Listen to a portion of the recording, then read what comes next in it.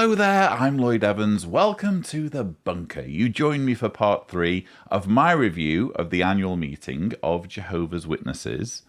If you don't know what an annual meeting is, it's essentially an elite event for the top brass of Jehovah's Witnesses, where the leadership, the governing body, talks all about their achievements over the previous year. We've already seen a number of very interesting talks and presentations in parts 1 and 2. Please check those out if you haven't done so already. And to reiterate, if you're watching this any time earlier than January 2022, you're watching it earlier than intended, or at least earlier than Watchtower or the governing body intends.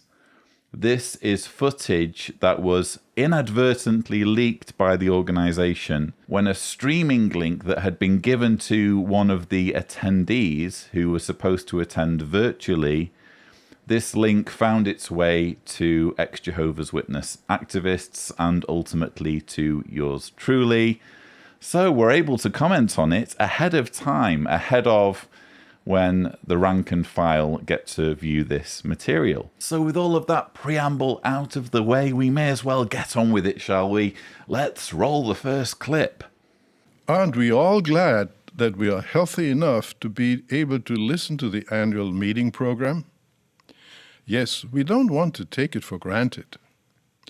Worldwide, some 20,000 of our brothers and sisters died so far from the effects of the COVID-19 pandemic.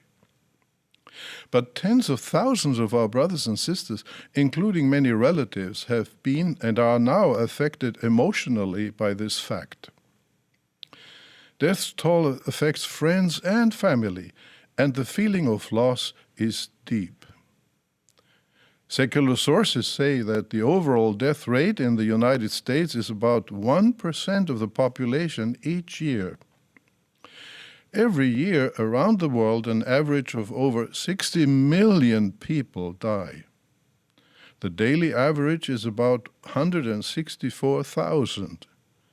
How sad. With the COVID-19 plague, the number of total deaths worldwide is of course higher. In the United States, over 600,000 citizens died from COVID-19 alone.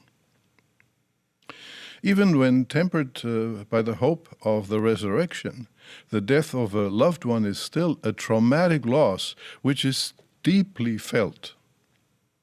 Years, perhaps decades, of close companionship and sharing are suddenly and tragically ended. Of course, if those that died were part of our family, it affects you much more emotionally. We are also affected because we did not expect them to die, except perhaps if some were in their 80s or 90s. Even though you know that they will come back, you still feel hurt and are very sorry to have temporarily lost them. So we're watching Gerrit Loesch delivering the talk, "No Resident Will Say I Am Sick."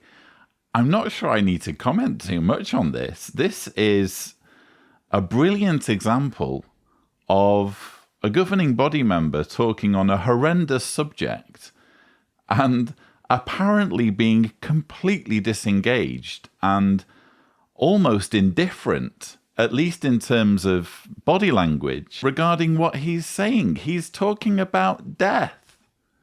He's talking about tragedy. He's talking about grief, about millions of people dying each year. 9 million out of that 60 million figure he gave each year are children dying in the millions on a yearly basis. Death, tragedy, suffering, and his body language is completely disconnected. I don't understand how it's helpful for the organization to be putting this sort of material out there. If I were a Jehovah's Witness watching this, I'd be thinking, the guy doesn't care. The guy just doesn't care about what he's chosen to talk about. which is death and grief. And Gerrit Loesch, being one of the most senior members on the governing body, in fact, he is the most senior member in terms of how long he's been serving, a man of his age will surely have gone through a lot of bereavement, will surely have seen a lot of his family and loved ones and friends die over the decades.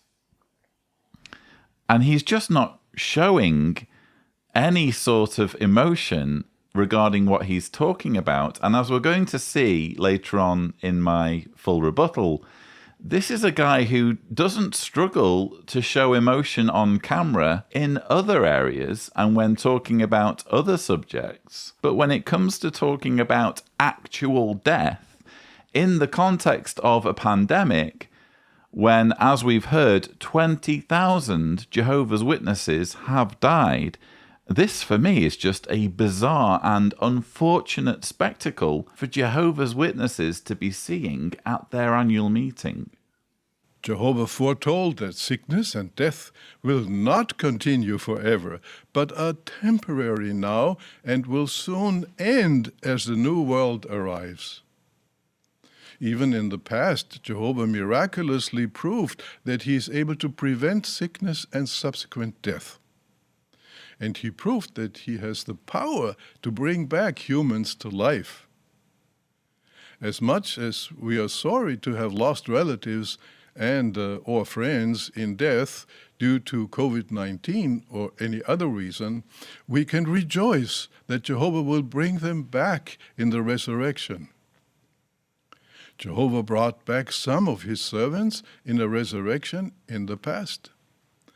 The Bible speaks of 9 specific resurrections of individuals. The future resurrection is better because it contains the possibility to never die again in all eternity. Imagine to live not only for 1,000 years, but for 1,000,000 years, for 10 million years, for 100 million years, for 100 billion years, and so on. Yes, just imagine that. Just imagine living for 100 billion years, and so on. Actually, I can't imagine it, and I don't think I ever could imagine it. That's one of the funny things about life, is it kind of gets its meaning from how transient it is, and how you don't just have infinite opportunities to do absolutely anything or go absolutely anywhere. You have your few decades on this planet, if you're lucky. Again, 9 million children a year don't even get decades. You have your moment on this rock, and then you're done. And that gives life, at least from my perspective, that gives life some sense of preciousness. It's something that's rare and finite, and trying to imagine being on Earth for over 100 billion, 200 billion, 300 billion, 1,000,000,000,000 years, and so on. I just can't imagine it. It would, dare I say it, at some point, it's going to get boring. We need to have an end, I think. And granted, probably 70 or 80 years is too little. If I had my way, I'd like it to be more than that. I'd like it to be, I could conceivably imagine living for 100, 200, 300 years and getting some enjoyment from life. But that would be probably the absolute limit in my mind. Could just about get my head around 300 years. But by that time, I'd be like, bored. When does this thing end? 100 billion? 200 billion? 1,000,000,000,000? No, I cannot imagine it, Gerrit Loesch.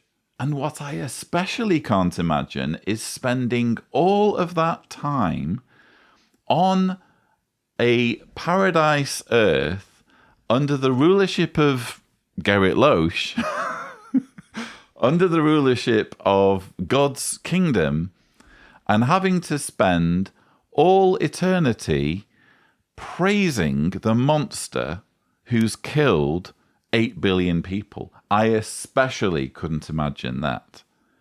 It's hard enough for me to imagine 300 years of life on a normal planet Earth, but having to imagine eons of time, just ridiculous spans of time, living in that sort of dystopia where morning, noon and night I have to praise this genocidal maniac for killing all of those children and killing all of those billions of non-Jehovah's Witnesses. I especially can't imagine that. And yet, how did Gerrit Loesch just describe the resurrection hope? Jehovah foretold that sickness and death will not continue forever, but are temporary now and will soon end as the new world arrives. Yes, death will soon end when the new world arrives. The new world arriving just after Armageddon, when there will have been more death, more carnage, more bloodshed than the planet will ever have seen, ever. That's going to fix the problem of sickness and death. In order to fix the problem of sickness and death, we need more death than has ever been seen in the history of our planet. We need to see 8 billion non-Jehovah's Witnesses all slaughtered. That's going to be our solution to the problem of sickness and death. And then you have Gerrit Loesch appealing to this sick promise, this depraved carrot-on-a-stick charlatanry, whereby Jehovah's Witnesses are induced to fall under his control and to acknowledge his authority with the promise that by doing so, they'll see their loved ones again. As much as we are sorry to have lost relatives and or friends in death due to COVID-19 or any other reason, we can rejoice that Jehovah will bring them back in the resurrection. It's bad enough dealing with grief. It's bad enough dealing with the tragic loss of a loved one, a brother, a sister, a father, a mother, a husband, a wife. It's bad enough going through that. But to have that loss, to have that misery and heartache exploited and capitalized upon by a cheap huckster like Gerrit Loesch and his associates, saying, oh, we've got the solution here. We know you're crying. We know you're in anguish because you've just lost someone, say, due to COVID-19. We know you're going through absolute hell and torment over no longer having this cherished, treasured person in your life. But don't worry, we're the solution. We are your avenue for seeing them again in the future. If you just follow us, if you just allow us to control your life and micromanage even your medical decisions and what you wear and whether you go through higher education or not, guess what? We'll arrange it so you can be reunited. This is one of the sickest things about this religion, and there are many things. As viewers of this channel will know, there are many things that I criticize Jehovah's Witnesses about. But for me personally, well, this is a personal issue for me because this particular false promise, this particular lie, I believe, kept me in the organization for longer than I otherwise would have stayed in the organization. I lost my mother at 21. I had already started having doubts before then, but I stayed in the organization because I had been manipulated by Gerrit Loesch and others into thinking that my mother wasn't quite dead. She was still alive in Jehovah's memory, And the way for me to see her again was to allow the governing body to control my life, to give years and decades of service to the organization, and in return, I would be reunited with my mother. It's one of the sickest things this religion does, and in this talk, Gerrit Loesch is celebrating it. Jehovah will give the resurrected ones a body just as it pleases him. Their bodies will be physically sound and obviously look similar to the original body, so that they will be recognized by their loved ones. Faithful Christians who die late during the time of the end will likely be among the first ones to be raised again. We can also expect an early resurrection for some of the faithful men of old who will join others as princes in the new world. Nevertheless, we should not be dogmatic on such matters. On many issues related to the resurrection, the Bible is silent. It does not spell out details of how, when, or at what locations the resurrection of individuals will occur. It does not tell us how those returning will be housed, fed, and clothed. It would be unwise to spend a lot of time trying to find answers that are at present unanswerable. It is best to just focus on the fact of the resurrection to come. We're watching governing body member Gerrit Loesch speaking at the 2021 annual meeting. His talk has the theme, "No Resident Will Say I Am Sick." It's a talk about grief and bereavement and how the Jehovah's Witness religion is the solution for those things.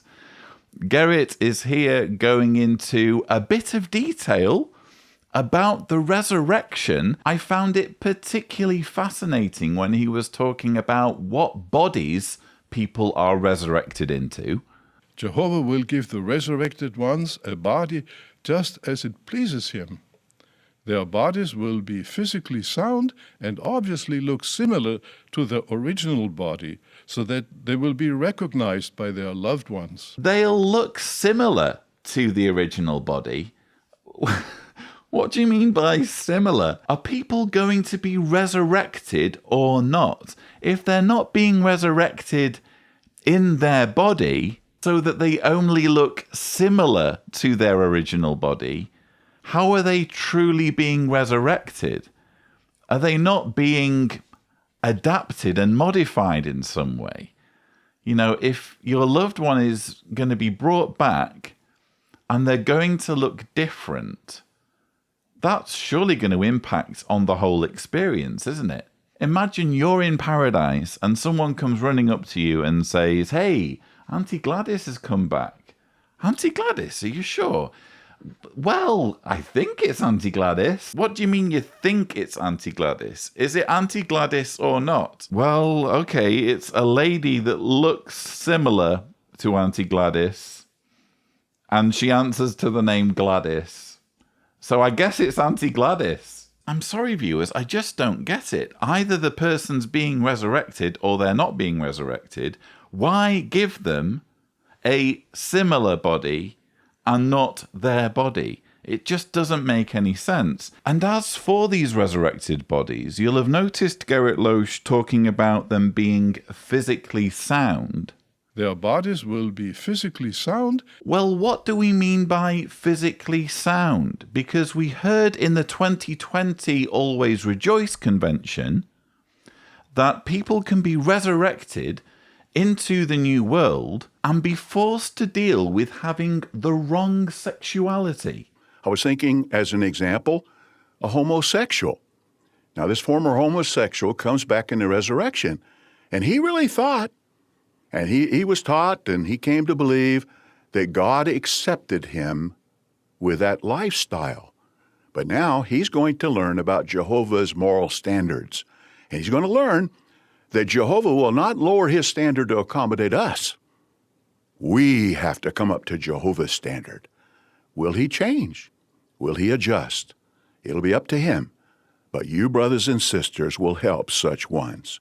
I've seen that clip so many times now, viewers, and each and every time it makes me want to heave. This was, without doubt for me, the worst rhetoric that's come out of a governing body member's mouth, certainly in 2020. And it's in there, isn't it, for the worst comments of all time. Bear in mind, so many people grow up in the Jehovah's Witness religion, either gay or lesbian or bisexual or transgender, and they're growing up in a culture that makes them feel as though they shouldn't exist. They are an abomination. And their one solace, up to these remarks, arguably, their one solace was the thought of being resurrected with a perfect body, because they know it's not about lifestyle. They know it's who they are. They know it's their brain chemistry. It's their personality. It's their sexuality. It's nothing about, oh, I fancy being gay, which seems to be Stephen Lett's hot take on it all. And so when Gerrit Loesch talks about resurrected ones having a perfect body, well, it's not quite perfect from a Jehovah's Witness point of view, is it? Because there's some brain chemistry in there that Jehovah has seen fit to bring back. Oh, this thing that makes this person an abomination, they've died, but you know what? I'm going to bring them back with that same issue, and they're going to have to just figure it out one way or another. I'll give them 100 years. That's what Stephen Lett was suggesting in his abominable talk. So yeah, the resurrection teaching is all kinds of messed up and completely nonsensical, so it's no wonder that Gerrit Loesch doesn't want us to dwell on it too much. Nevertheless, we should not be dogmatic on such matters. It would be unwise to spend a lot of time trying to find answers that are at present unanswerable. It is best to just focus on the fact of the resurrection to come. That pretty much sums up the entire Jehovah's Witness approach to thinking about the paradise and thinking about the resurrection. Only the governing body get to be dogmatic when it comes to these things. If they come up with a teaching, everyone has to fall in line and everyone has to believe that teaching. Whatever new light they come out with, Jehovah's Witnesses have to accept it and teach it to other people, or they will be disfellowshipped as apostates. But let's not be too dogmatic. There's a total double standard here. And isn't it obvious why they don't want people to dwell too much on the details? It's because the more you dwell on the details, the more you think about how this would all work, you realize that actually it wouldn't work, because the whole thing is really dreamt up nonsense. In connection with the ancient Israelites, Jehovah also proved that he is able to protect his people from sicknesses. And he did it when the Israelites remained faithful. Deuteronomy 7:15 foretold in connection with those who escaped from Egypt, Jehovah will take away from you all sickness, and he will not bring upon you any of the terrible diseases that you have known in Egypt. We can trust that Jehovah fulfilled his promise. He did so when the Israelites were faithful. He blessed the Israelites with good health and long life. This shows his past love for the people of Israel. It also indicates his power, and that if he wishes to repeat this miracle, he can do it, of course. He will do so after Armageddon, during the millennium, or 1,000-year reign of Christ. We're watching governing body member Gerrit Loesch giving the talk, "No resident will say I am sick," at the 2021 annual meeting, which was on October 2nd, 2021. And his essential argument is Jehovah's Witnesses can look forward to having all sickness removed after Armageddon, because that's what happened to the Israelites in the Bible. I don't really think you can point to that as proof.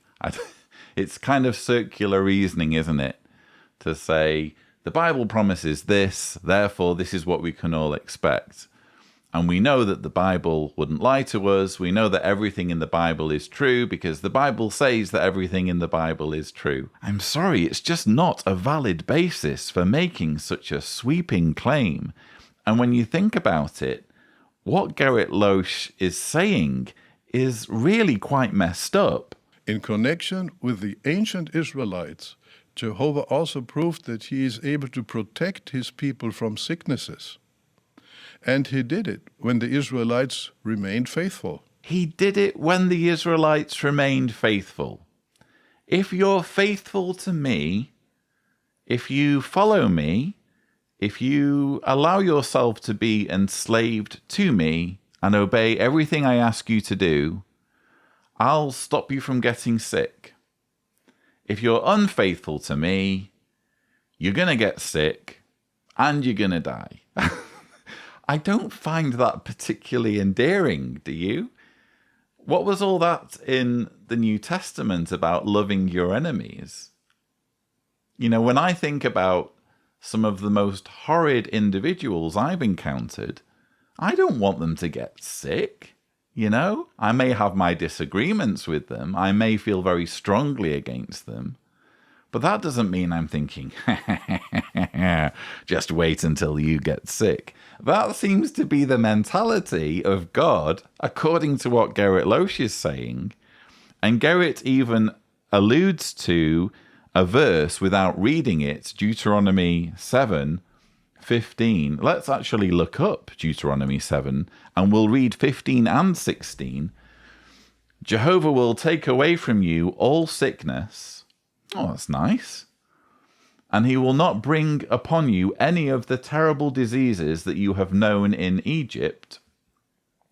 Instead, he will bring them upon all those who hate you. He's going to use biological warfare against your enemies. Oh, fantastic. You are to destroy all the peoples whom Jehovah your God gives over to you.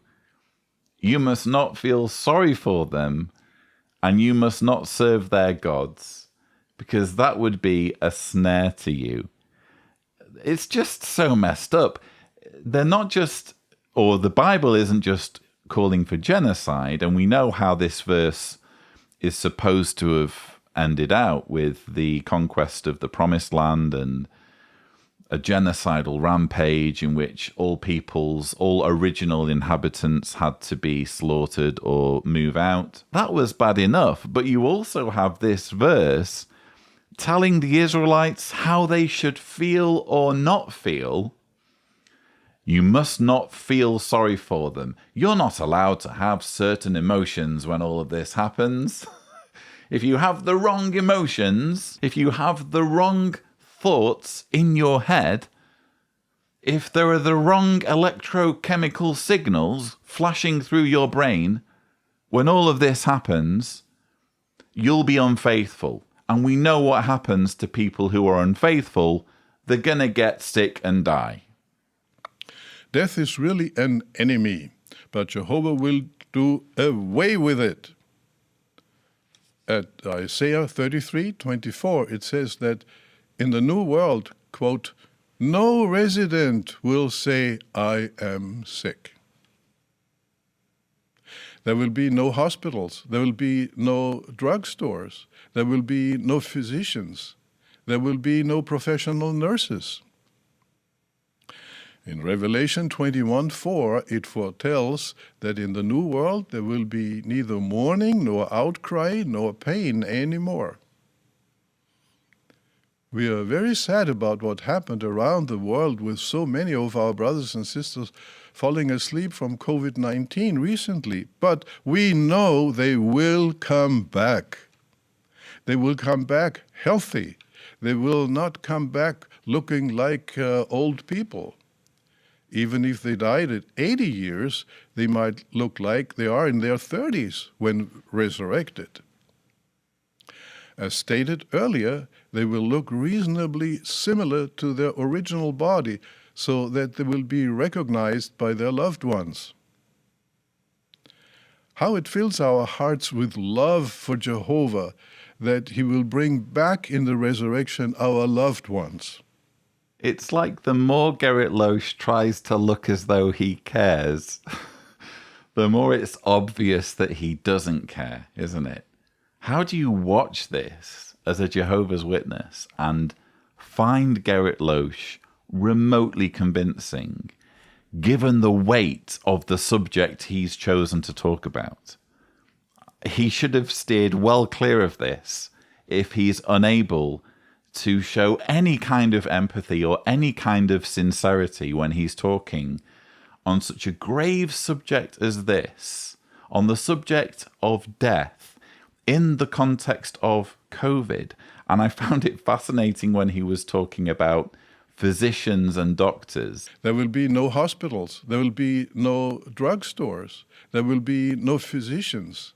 There will be no professional nurses. Well, it's just as well, since you're dissuading people from higher education, isn't it, Gerrit Loesch? You're quite happy to reap the fruits of higher education when it comes to bringing in Bethelites who can be nurses in Bethel. You're happy to receive medical care from those who have spent years expanding their knowledge on human anatomy and on medicine so that you can benefit from that, all the while dissuading young people from pursuing higher education in the publications. In fact, there's even a video, thumbnail here if Tibor is gracious, where Gerrit Loesch bemoans higher education, I think at a branch visit in Canada, if memory serves. So this is a man who likes to have it both ways, isn't it? This is a man who's happy to use higher education or the knowledge resulting from higher education when it suits him. But just think of all the Jehovah's Witnesses who could have been doctors and nurses, who could have been producing vaccines that could save Jehovah's Witness lives, who aren't doing those things because they've listened to him and his colleagues over the years. And as for that expression of sadness regarding COVID deaths, bear in mind this organization has been suffering fatalities from COVID disproportionately. We have a document here which Tibor will show if he's gracious. Announcement September 22nd, 2021. Granted, this is for the Philippines. So these figures are for the Philippines. You'll notice where it says, this brings us to a total of 7,193 COVID-19 cases and 508 deaths among our brothers and sisters as of September 17th, 2021. These figures indicate that the ratio of deaths among the brothers is even higher than among the general population. I've referred to this document before. Granted, we're talking here about the Philippines, but I don't think the picture is all that different when we're talking globally. 20,000 Jehovah's Witnesses is a lot for a religion numbering only 8.5 million. So really there's some explaining to do here. How is it that an organization that is gloating about its handling regarding COVID is disproportionately losing members on account of COVID? What's gone wrong? There's no attempt to offer an explanation in this document. I've not heard of any attempt at an explanation from the governing body. And in that context, you have a governing body member, Gerrit Loesch, expressing sadness, but doing so in an utterly uncompelling way. I'm not seeing a man who is remotely sincere about this. And I appreciate many of you will be saying, oh, lay off poor old Gerrit. English isn't his first language. I'm sure he does really genuinely feel sadness. He's just struggling to show it. Well, let's remember, Gerrit Loesch is arguably conspicuous among governing body members when it comes to his ability to emote on camera. The leader of the separated group, Brother Albu, said, let's do it, because if we don't do it now, we may never have another opportunity again. And so the decision was made. It doesn't happen every day that 5,000 brothers come back to the organization. Worldwide, some 20,000 of our brothers and sisters died so far from the effects of the COVID-19 pandemic. We are very sad about what happened around the world with so many of our brothers and sisters falling asleep from COVID-19 recently, but we know they will come back. What an interesting contrast. It seems Gerrit can get all emotional. He can emote perfectly when he's talking about people coming back to the organization, coming under the control of the organization. He can get all teary when he's talking about that. But when it comes to actual deaths, 20,000 actual deaths from COVID, and bear in mind he's using these statistics as an excuse to control people. That's the whole reason he's talking about death and sickness in this talk. It's to remind Jehovah's Witnesses that his organization, the organization he and his colleagues are leading, is the only answer. He's exploiting tragedy and grief and leveraging tragedy and grief to expand his control and expand his influence. But when it comes to actually talking about death, about the death of Jehovah's Witnesses, look how cold and unmoved he is. Is it any wonder that Gerrit Loesch and the rest of the governing body members have such a hard time caring about the safety of children and about the damage being wrought through their shunning policies when they can't even get emotional when talking about 20,000 dead Jehovah's Witnesses? What will you do in the face of Satan's attack? Well, that's a relevant question for all of us here, because without exception, we're under a vicious, intense attack. But the question is, as the battle intensifies in our individual cases, will we be able to stand our ground, bravely fight, and come off victorious? Well, obviously, your desire is to be victorious, isn't it? You wouldn't be attending this special program. But we need more than just the desire if we're going to ensure victory. In fact, to win any battle, we need accurate knowledge of three things. We need to know our enemy, know his strategy, and know what we have to defend ourselves. Now, first, let's talk about our enemy, Satan. He is no ordinary foe. Jehovah educates us regarding this enemy we're fighting. For one thing, he's a premeditated murderer. Look at what he did to Job's attendants, slaughtered them with marauder bands. Others were consumed with fire. Look at what he did to Job's 10 children. He murdered simultaneously all 10 of them with a violent windstorm. Yes, he's a premeditated murderer. He wants to murder into everlasting death every one of us here. What a cheerful talk this is. This is Stephen Lett speaking at the 2021 annual meeting. His theme, we can be victorious over Satan's attack. And what is it with governing body members and fighting talk lately? False rumors are often spread during wartime. Brothers, this is war. We need to put up a hard fight for the faith, as if our life depended on it. Because it does. Because without exception, we're under a vicious, intense attack. Will we be able to stand our ground, bravely fight and come off victorious. There seems to be no let-up in the fighting talk from the governing body lately. I can imagine all of this must be very exhausting for Jehovah's Witnesses. It's exhausting to be in a constant state of war, isn't it? For not just months, not just years, but decades.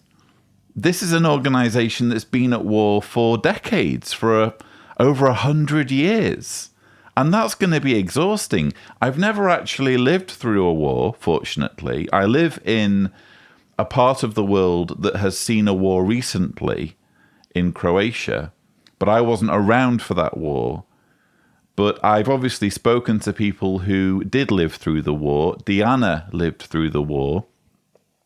And it was a very, very traumatic experience. It's traumatic to live in a state of existential dread because there are literally people going around killing in your country. So for Jehovah's Witnesses to just be kept in this constant state of, oh, I'm at war, oh, I'm in this existential fight. You heard there David Splain at the Powerful by Faith convention saying that Jehovah's Witnesses need to fight like their life depends on it. You know, that's going to take a toll. There's going to be some fatigue there, isn't there? For Jehovah's Witnesses, I can only hope that at least some witnesses watching this sort of fighting rhetoric will just be overwhelmed with fatigue by it all and just think, are we really still fighting? I'm tired of fighting. I'm tired of hating. I'm tired of hating people you want me to hate just because they're saying things that reflect badly on you or on your organization. I actually was watching this talk by Stephen Lett, expecting him to start talking about apostates. I thought, oh, here we go. Here is yet another apostate bashing talk. Turns out he actually doesn't say the word apostate once in this talk. Instead, it's a more generic talk in which he is stirring up fear and hysteria regarding Satan, regarding the evil of Satan and how Jehovah's Witnesses need to resist this evil. And I found it fascinating that in trying to do this, Stephen Lett said the following. For one thing, he's a premeditated murderer. Look at what he did to Job's attendants, slaughtered them with marauder bands. Others were consumed with fire. Look at what he did to Job's 10 children. He murdered simultaneously all 10 of them with a violent windstorm. Yes, he's a premeditated murderer. So Satan is apparently a premeditated murderer. And as evidence of this, Stephen Lett points to the book of Job, where Satan apparently kills numerous people.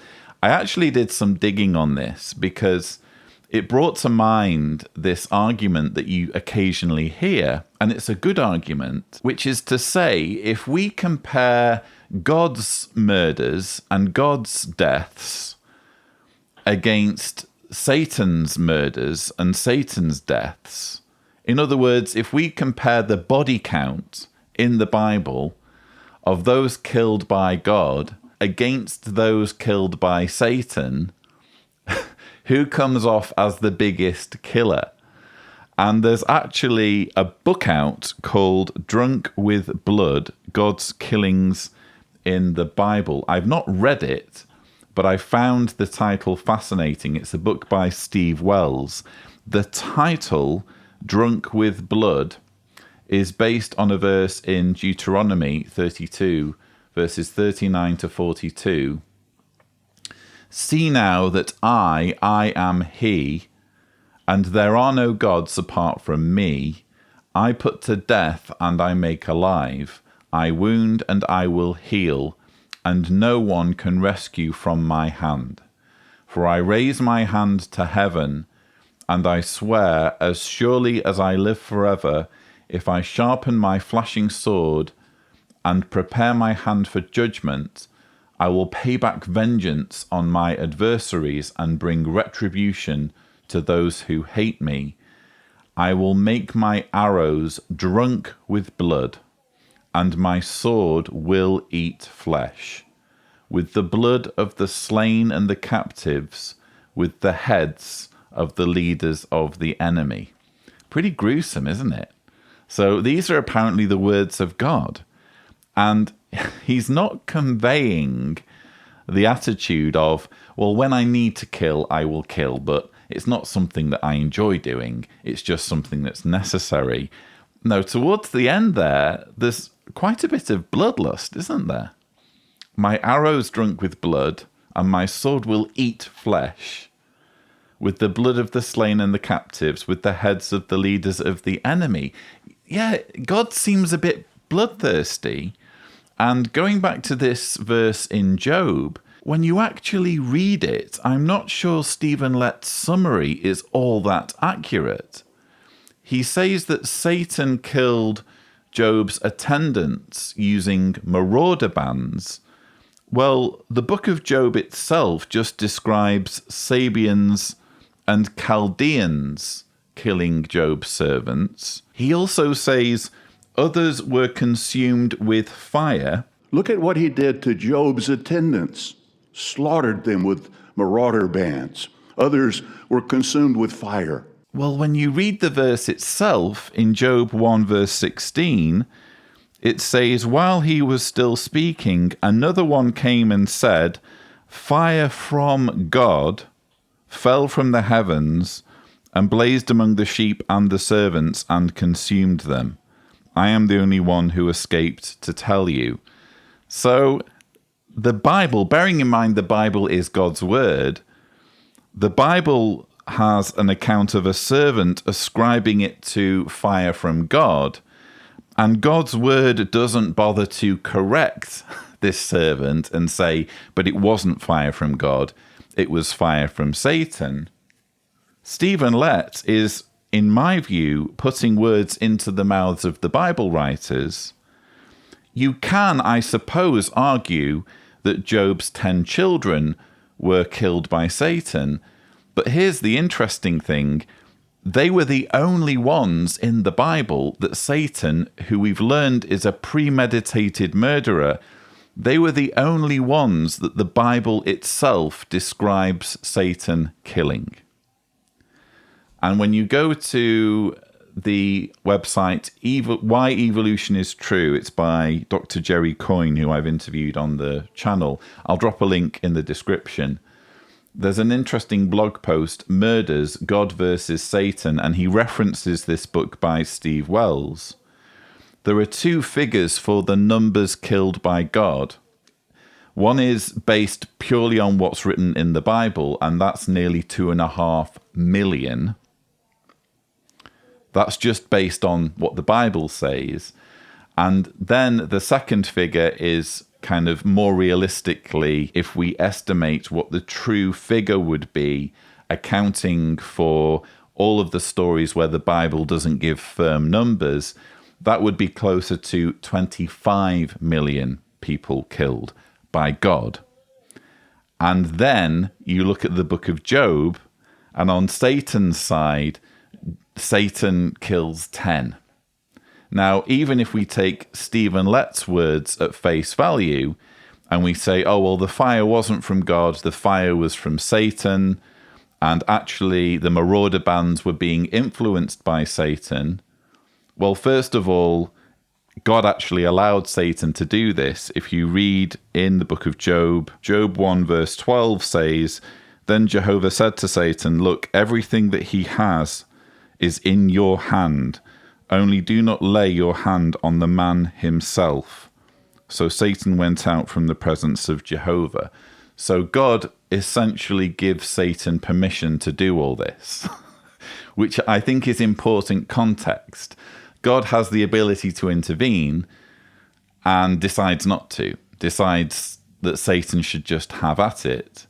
But even if we give Satan all of the deaths mentioned in Job chapter 1, we're still talking, I don't know, maybe a few dozen deaths compared to between 2.5 million and 25 million deaths chalked up to God's bloodlust, and it is a bloodlust based on what we read earlier in Deuteronomy. And before any of you start saying, oh, now he's a Satanist, I've tuned into this apostate channel, and look, this apostate is speaking out in defense of Satan. I'm really not. I don't think any of this happened. I think it's all a totally fictional narrative. Some scholars even suggest that the character Job is a fictitious character. The whole book of Job was written inspired by a historical figure from another culture called Jobob. That's one theory that scholars have.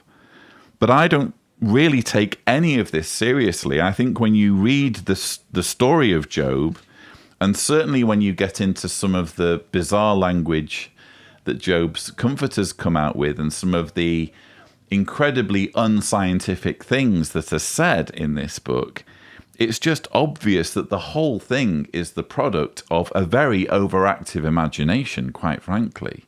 I don't think any of this happened. I don't think the Old Testament is actual history. Apart from when we get to the line of Judean kings, there isn't any archaeological evidence for anything earlier than David. And even David, there's kind of fairly tenuous archaeological evidence for David, but we can just about make an argument for David's existence. But prior to David, no, I'm sorry, I don't think any of this happened. So I'm certainly not speaking out for Satan.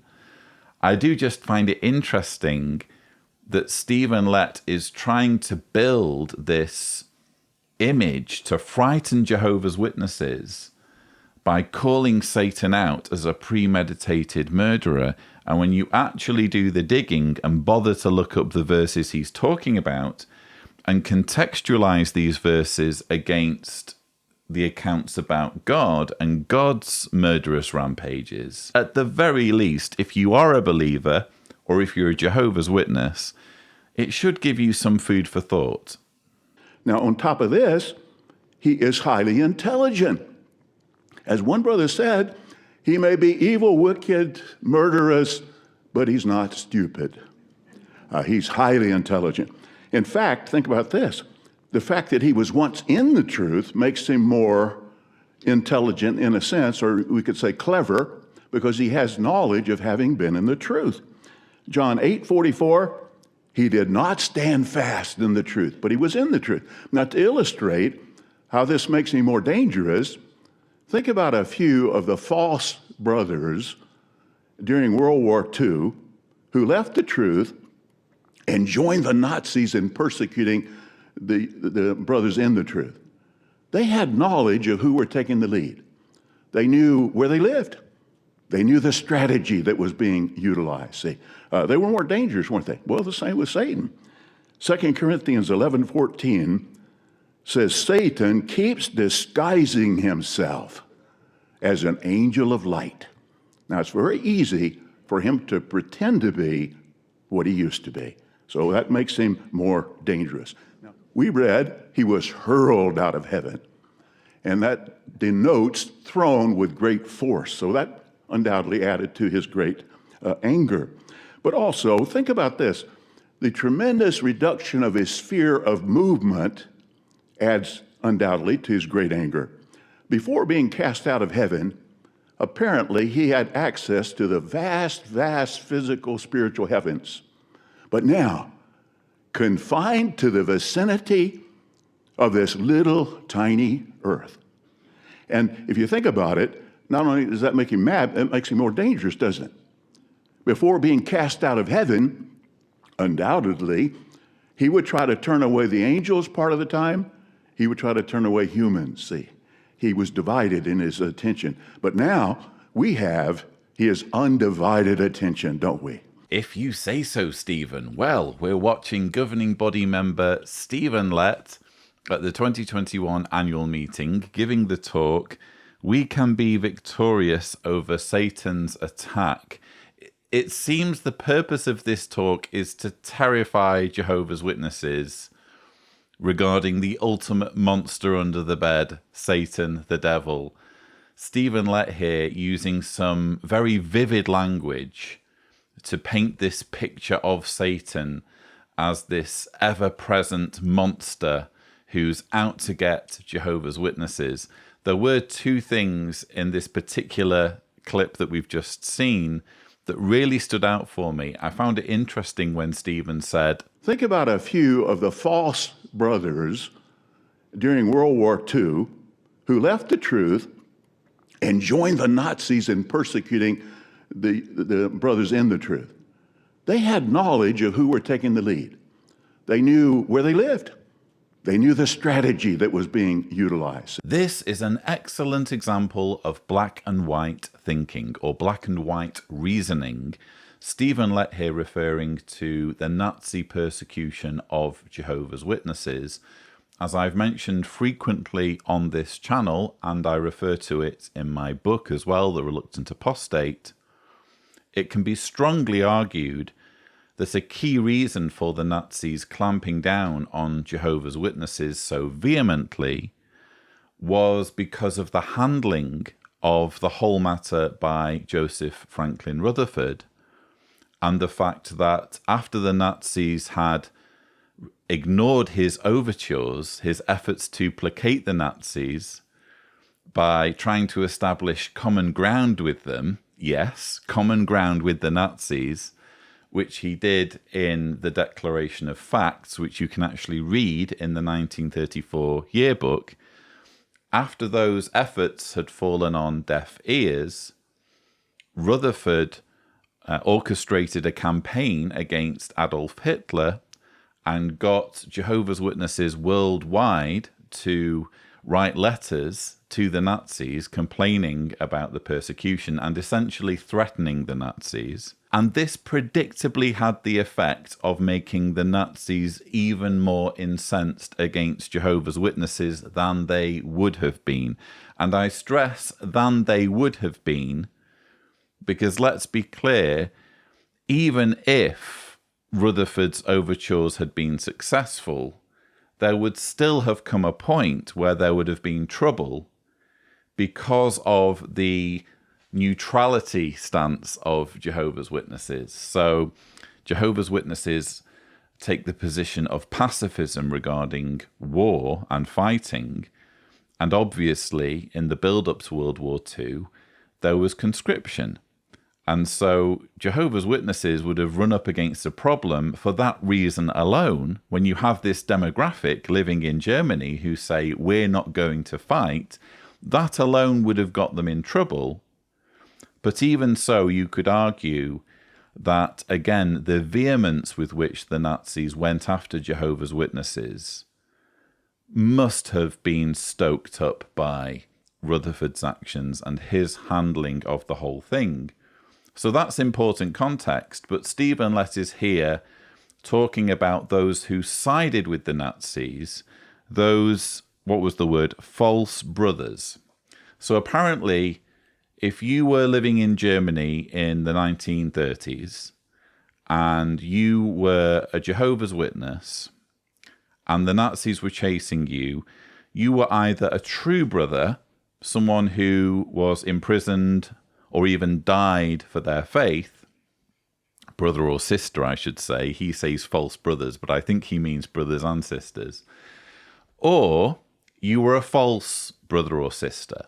It can only be one or the other. So if the Gestapo knock on your door and drag you off to some dungeon somewhere and threaten you with death or torture if you don't renounce your faith and assist them in their investigation, you're automatically a false brother and dangerous. Surely something needs to be said for the threat of death and the fact that when faced with certain death or torture, people will do things that they wouldn't ordinarily do. It's called undue influence. And isn't it ironic there's an organization that does threaten people with death for not doing as they say or for not following the organization, is pointing to people who buckle under a similar threat and describing them as dangerous, portraying these individuals as though they have deliberately set out to be treacherous, to betray their brothers and sisters. I'm sure there's more nuance involved here. I'm sure it wasn't such a black and white situation. I'm sure there were many shades of grey in between, and witnesses who were genuinely torn and didn't want to cave in, but who were just frightened, who were just scared. And something primal kicked in, and they were like, I just cannot die. Whatever happens, I cannot die. So if I have to help the authorities, I'm going to help the authorities. To be portraying these individuals as dangerous, as devious, as though what they did was premeditated, it's overly simplistic, it's making a sweeping generalization, and it's disingenuous. Frankly, Stephen Lett wants to have it both ways. He wants to be able to point to the faithful record of Jehovah's Witnesses in Nazi-occupied Europe during the Second World War. He wants to imply that if you were a Jehovah's Witness living in that time, for the most part, you were faithful and therefore an example to future generations. And at the same time, he is reluctantly admitting the fact, which is that not everybody stayed faithful. Some did renounce their faith. But rather than accepting the nuance of the situation and the incredible pressure that people were facing at that time, he's just brushing the whole thing off by saying, well, these were false brothers. These people were dangerous. They were bad apples. We were best rid of them. I wasn't around back then. Neither was Stephen Lett.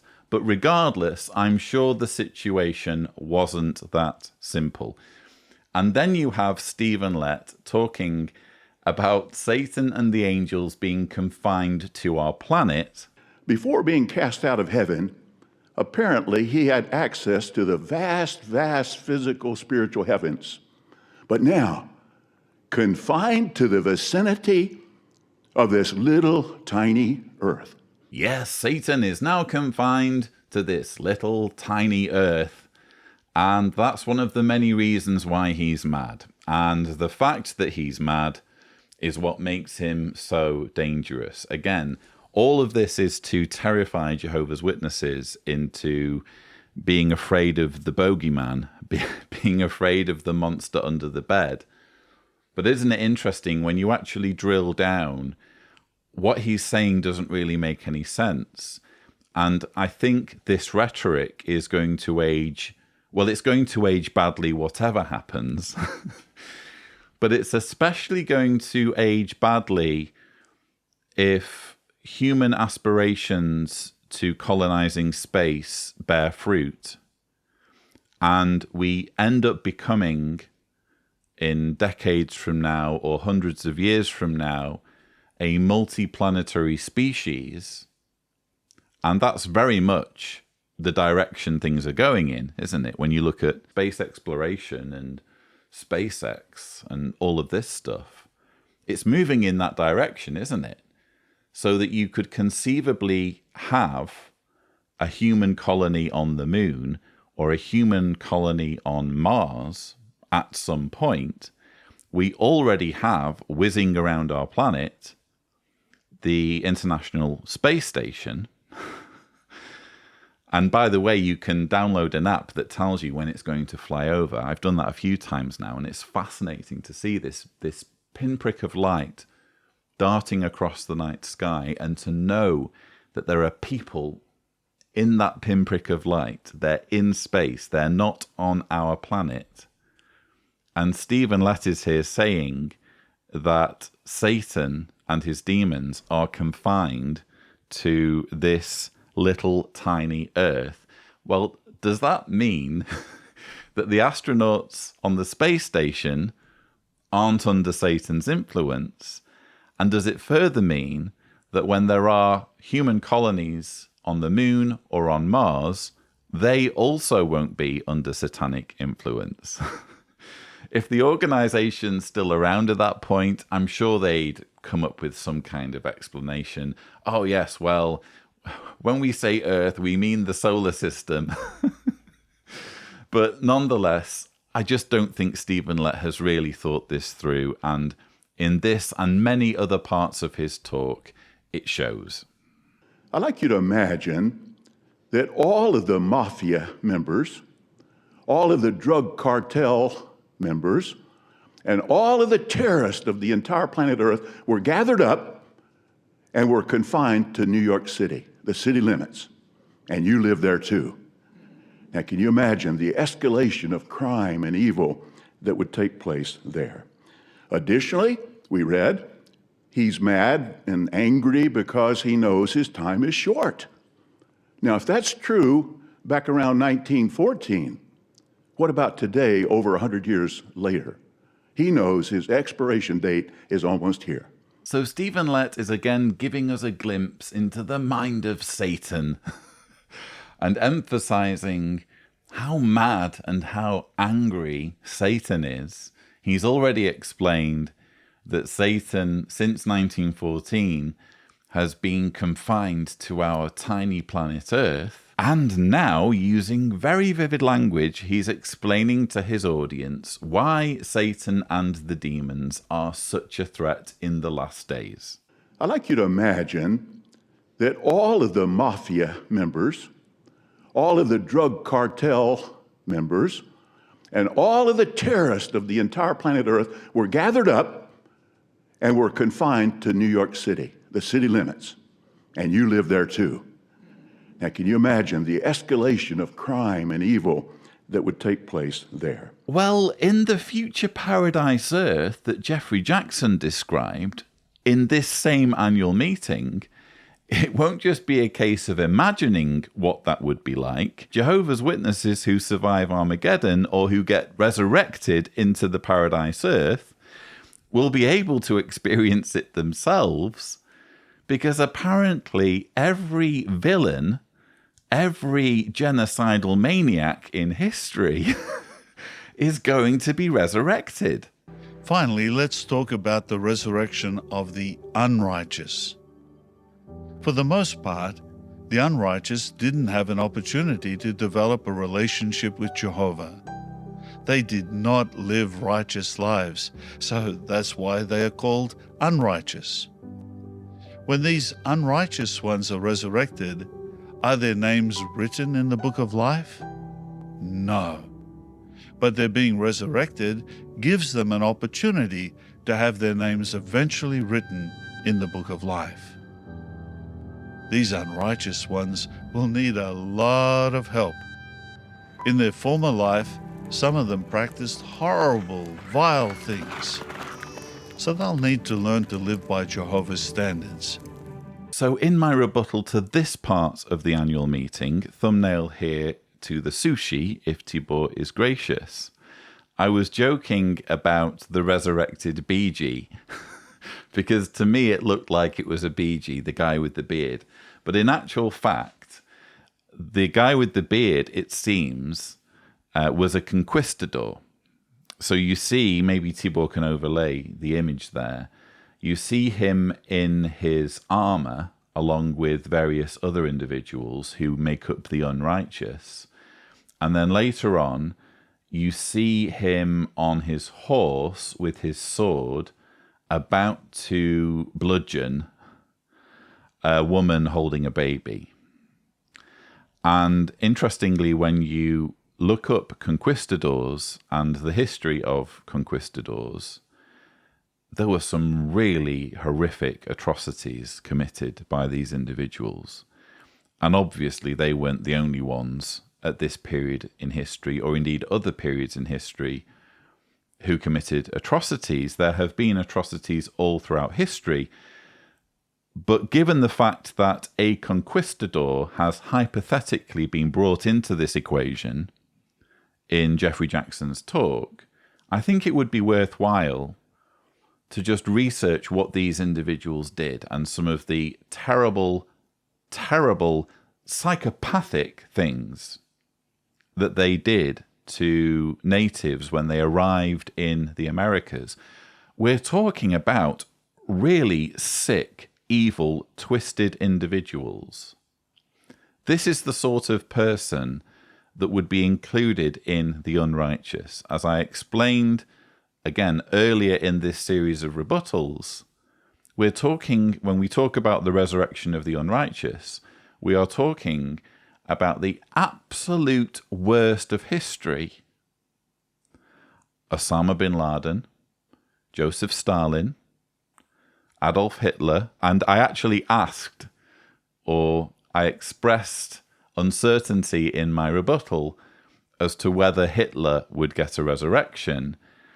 And one or two in the comments said, I'm sure it's been said that Hitler wouldn't get a resurrection. I've still not seen a single quote from Watchtower literature that writes off the possibility of Hitler being resurrected, even though he persecuted and killed Jehovah's Witnesses. What we heard Jeffrey Jackson say in that clip is that the unrighteous didn't have an opportunity to develop a relationship with Jehovah. That's what makes you an unrighteous person. You can do unspeakable things and get a second chance if you didn't have an opportunity to develop a relationship with Jehovah, which means, as I explained earlier, that someone like one of the worst of the conquistadors, someone like Hitler or Stalin, someone like Osama bin Laden, someone like Genghis Khan, has a better chance of resurrection than me, than anyone who speaks out against the organization, who develops a relationship with Jehovah and then walks away from the Jehovah's Witness religion. We are classed as worse than the worst monsters of history. And then Stephen Lett comes along later on in the same annual meeting talking about Satan and the demons, and he uses the analogy, well, just imagine all of the mafia members, all of the drug cartel members, and all of the terrorists of the entire planet Earth being confined to New York City. Well, isn't that pretty much what the future paradise Earth is going to be?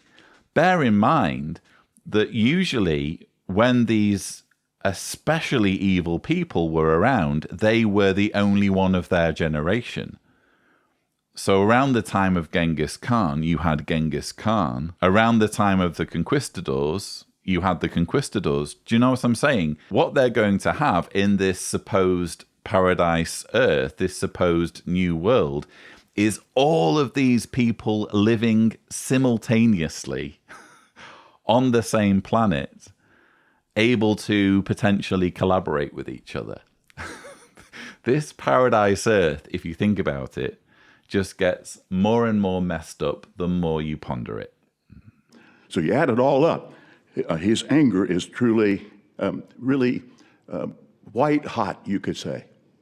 And he has hordes of demon helpers. That makes him more dangerous too. Do you think it would be possible for a demon to block one of Jehovah's good angels? Well, be careful how you answer that. Daniel chapter 10, verse 13, talks about the demon prince of Persia blocking for 21 days Jehovah's good angel.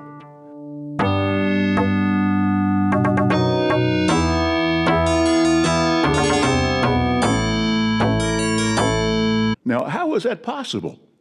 Well, we don't know for sure, but perhaps the demon prince, before becoming a demon, had been a cherub or a seraph, and maybe the one sent on the assignment, a messenger angel. Of course, Michael came to help the good angel, and he was able to get past that demon. But that scripture and others help us not to underestimate the demons. We can't underestimate the ruler of the demons, nor these demons that work under his supervision. It's just gone from the sublime to the ridiculous in Stephen Lett's talk about Satan and about how powerful and angry and dangerous he is. Who knew that all of that time I spent on my dad's PC in the early 90s playing Prince of Persia was really all preparation for this talk? So yes, apparently Jehovah's Witnesses need to think about this verse in Daniel that describes a demon prince of Persia who was pretty hard to defeat, just to emphasize how powerful the demons can be. And Stephen Lett there indulges in all this speculation about whether it was due to the various different ranks involved. Oh, probably if he was struggling, that means that the power level, the ranking of the angel wasn't sufficiently high to overcome the demon prince of Persia. Wow. Of course, when you actually bother to do research on the book of Daniel, you don't have to embark down these crazy guessing games, this crazy speculation about power rankings of angels, because you realize that the whole thing is made up. The book of Daniel is a forgery. We know it to be a forgery. During the convention season, actually, it was spiritual food at the proper time, if you think about it, because Dr. Richard Carrier posted a blog article to his website, I think, in May 2021. So just in the run-up to the 2021 Powerful by Faith convention, which was so heavily based on the Daniel story and indeed featured a Bible drama on the book of Daniel, Dr. Richard Carrier wrote an article titled How We Know Daniel is a Forgery, link below. So we don't need to indulge in all of these flights of fancy about how it could be that there was this fight and this demon prince of Persia was so hard to beat. It was all made up. There's no underlying message that we really need to ruminate over and ponder to scare ourselves into fearing Satan, to scare ourselves into the arms of charlatans like Stephen Lett. It was all just made up. And because Stephen Lett, quite apart from being a bumbling idiot, is also uneducated and speaking about stuff where he hasn't bothered to do research outside of his incredibly blinkered, literalist, fundamentalist worldview, of course he's going to completely ignore what scholars say about the book of Daniel and, where appropriate, use it to manipulate people. Well, what two basic categories does God's word indicate that Satan's strategies can be divided into? Well, first, we have the frontal attack. Now, that's characterized by bannings, imprisonment, threats, and acts of violence, such as it was used on our brothers in Malawi in the past and is being used today in Russia on our brothers. And you don't have to scratch your head and say, I wonder if I'm being persecuted. When you have the frontal attack, it's obvious, isn't it? It's clear, see, the frontal attack. Has this proved to be Satan's most successful method of attack? No, not really. Here's just one experience of thousands that could be related to substantiate this point. Now, this experience centers around a 29-year-old brother named August Dickman. Now, you probably remember this experience, but he was put in Sachsenhausen concentration camp, 1937. But then 2 days or 3 days after World War II began, 1939, he was ordered to sign his military induction slip. Of course, he refused to do that. Now, the camp commander was furious. So he got permission from Himmler, the head of the SS Guard, to publicly execute August in front of all the camp inmates. And he arranged a special assembly after he got this permission, and he had Jehovah's Witnesses right down front where they would get the full impact of the execution of our dear brother. Well, after he was executed, all the other inmates were dismissed, but Jehovah's Witnesses had to stay. And with great enthusiasm, the camp commander said to the witnesses there, he said, "Who is now ready to sign the declaration?" Well, not one of more than 400 witnesses responded. But then two stepped forward. No, not to sign, but to ask that their signatures given about a year earlier be annulled. What a slap in Satan's face. And that really illustrates the poor success rate of this frontal attack. See, and many other experiences could be related. We're watching Stephen Lett speaking at the 2021 annual meeting. His theme, "We can be victorious over Satan's attack." The whole purpose of the talk is to terrify Jehovah's Witnesses into thinking that Satan is out to get them. In this particular part of his talk, Stephen Lett is explaining the difference between a full frontal attack and a more insidious attack. By frontal attack, he's obviously referring to persecution, and I couldn't help but recoil when Stephen Lett said the following. Well, first we have the frontal attack. Now that's characterized by bannings, imprisonment, threats, and acts of violence, such as it was used on our brothers in Malawi in the past and is being used today in Russia on our brothers. By mentioning Malawi in this talk, in the context of persecution, in the same breath as Russia, Stephen Lett is almost taunting Jehovah's Witnesses here and almost celebrating their ignorance regarding the organization's past and its scandals. Because anyone who knows anything about Malawi and what really happened and the double standards that were applied in that particular part of Watchtower history between Jehovah's Witnesses in Malawi and Jehovah's Witnesses in Mexico, anyone who knows about all that would find this extremely offensive. And if you don't know what I'm talking about, please check out my video Betrayal, thumbnail here, if Tibor is gracious, in which I go into the whole thing in more detail to try to imply that the two situations are similar. When in Malawi you had, well, I can't really describe it without my YouTube channel being at risk, but you had absolute barbarity being meted out against Jehovah's Witnesses in Malawi.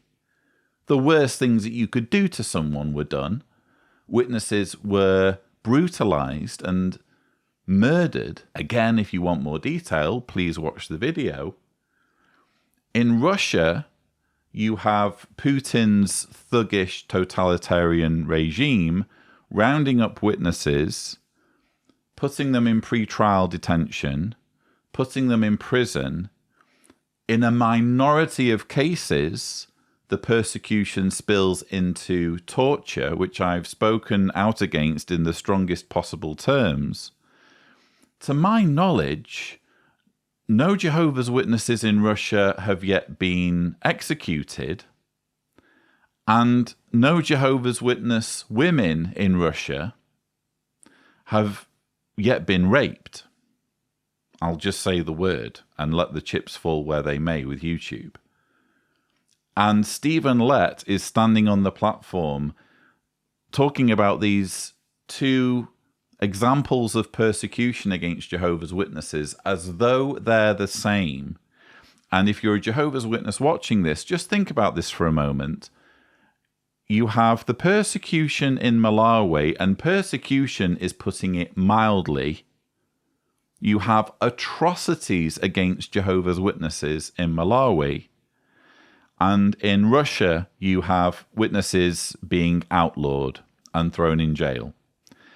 Of those two examples, guess which one gets awarded prophetic significance? So that the regime that's persecuting Jehovah's Witnesses is supposedly foreseen by the Bible prophet Daniel, and Daniel is inspired to write down certain language that applies to that regime. I'm sorry, it's an insult to the victims, it's an insult to the dead of Malawi for Russia to be given that kind of prominence, for Russia to be given that kind of focus, that kind of significance. And Stephen Lett has the gall to stand there on the platform knowing that millions of Jehovah's Witnesses don't know about the double standards, don't know about the scandal, and haven't really thought about what actually happened in Malawi. He knows he can bank on their ignorance, and he is brazenly playing on it. Then you have the tragic story of August Dickman, a Jehovah's Witness who was executed in Sachsenhausen concentration camp. You can see where all of this is going, can't you? Stephen Lett is playing on the persecution complex, which the organization routinely does. Barely a convention or annual meeting goes by where they don't point to the persecution of Jehovah's Witnesses, either past or present, as a means of manipulating the audience, as a means of reminding them that their organization is special, their religion is the chosen one because, look, we're being persecuted. I find the particular reference to August Dickman's story fascinating because you can read about the whole account if you have the 1974 yearbook, the silver one. And actually, you don't need to actually possess a physical copy. You can read the story on Watchtower Online Library. Again, I read the whole account because I wanted a clearer picture of exactly what happened in this particular story. And the whole thing was incredibly tragic. My heart really did break for this poor man. And the brutal savagery that was inflicted upon him by the Nazi regime, it was terrible. And no one, as I've repeatedly said on this channel, no matter what grievances I have against the leadership, I have always spoken out against any religious minority being targeted, or indeed anyone being targeted due to their religious convictions. What happened to August Dickman was despicable. It is, however, interesting when you read the story because it gives you a very good idea of how this organization has been exploiting persecution stories for decades and using them to stir up hysteria among followers. The way August Dickman's death was reported or was covered in the yearbook, albeit decades after the event, was very intriguing. Allow me to read the final paragraph of the account. You'll see it says, "But what happened to Foursquare?" Foursquare was the pseudonym for the camp commander who we heard in Stephen Lett's talk had directly petitioned Heinrich Himmler for permission to execute August Dickman. And Foursquare was the one who orchestrated the whole grisly assembly where August Dickman was publicly executed, and he mocked and taunted Jehovah's Witnesses in doing so. It's all spelled out in the yearbook. Let's read the paragraph. "But what happened to Foursquare, who had mocked and challenged Jehovah as few humans ever had? He was seen in the camp only a few times after that, and then not at all. The prisoners found out, however, that shortly after August Dickman's execution, he was struck with a terrible illness. He died 5 months later without ever having an opportunity of mocking Jehovah or his witnesses again. I have taken up a fight with Jehovah. We will see who is the stronger, I or Jehovah," Foursquare had said on March 20th, 1938, when he placed the brothers in the isolation crew. The battle had been decided. Foursquare had lost. And whereas our brothers were released from the isolation crew a few months later, and in certain instances received a certain amount of relief, the rumour continued to circulate throughout the camp that Foursquare was seriously ill, and that when officers visited him at his sickbed, he would whimper, "The Bible students are praying me to death because I let their man be shot." It is also a fact that after he had died, his daughter, when asked the cause of her father's death, would always answer, "The Bible students prayed my father to death." That's how they write about the story in the 1974 yearbook. Hasn't aged well, has it? Or if you're really going to believe this, if you're really going to believe that the camp commander was stricken by Jehovah, was somehow cursed so that he died for his persecution of the Bible students or Jehovah's Witnesses and his execution of August Dickman, what does that tell us about God? What does that tell us about Jehovah? We're talking about a time in history when 6 million Jews were slaughtered. We're talking about one of the most despicable acts of genocide in all of human history happening not long after this or around the same time. And here we have supposedly God intervening over the death of one man. One man is executed in Sachsenhausen, and because he happens to be of the correct religion, Jehovah doesn't stop Arthur Dickman being executed, because apparently, let's be clear, Jehovah has the ability to intervene in people's anatomy to the extent where he can kill someone. So that's the power that's being described here. Jehovah can manipulate Foursquare's anatomy so that he can die, but he can't be bothered tweaking a few electrochemical signals in the brain to stop a decision being made that one of his followers, one of his worshippers needs to die.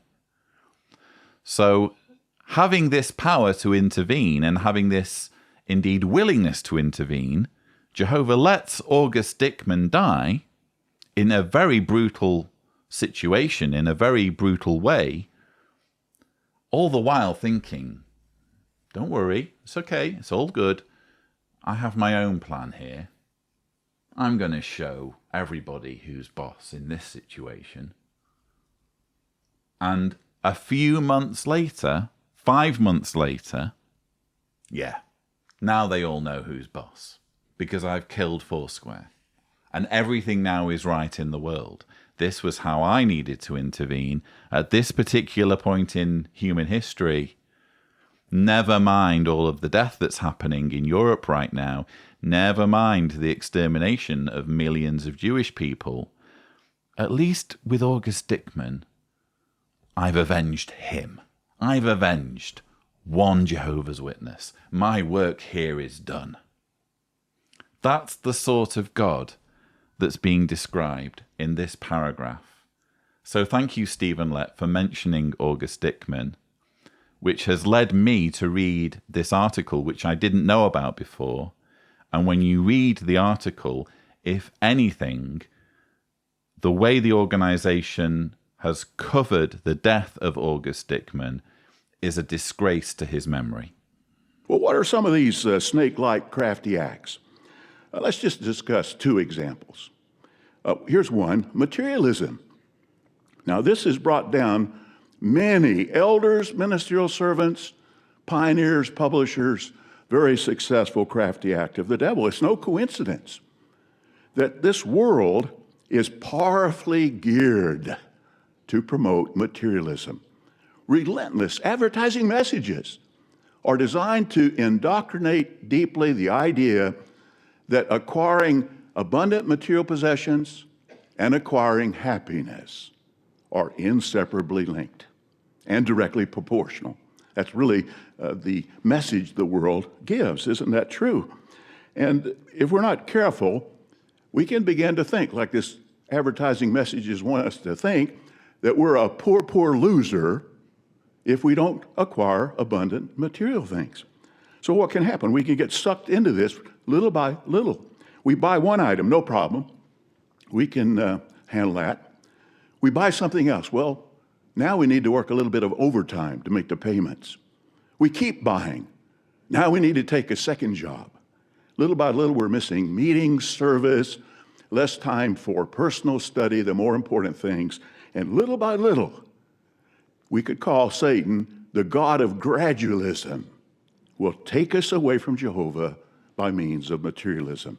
I can't help but cringe at the spectacle of governing body member Stephen Lett bemoaning materialism as he's doing here, given what we know about his financial dealings.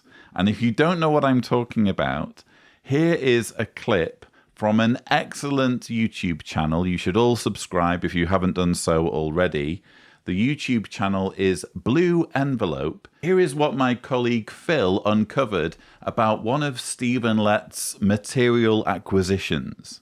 And then we don't really see too much from Steve for quite a while. And that kind of makes sense because he went to Bethel in 98.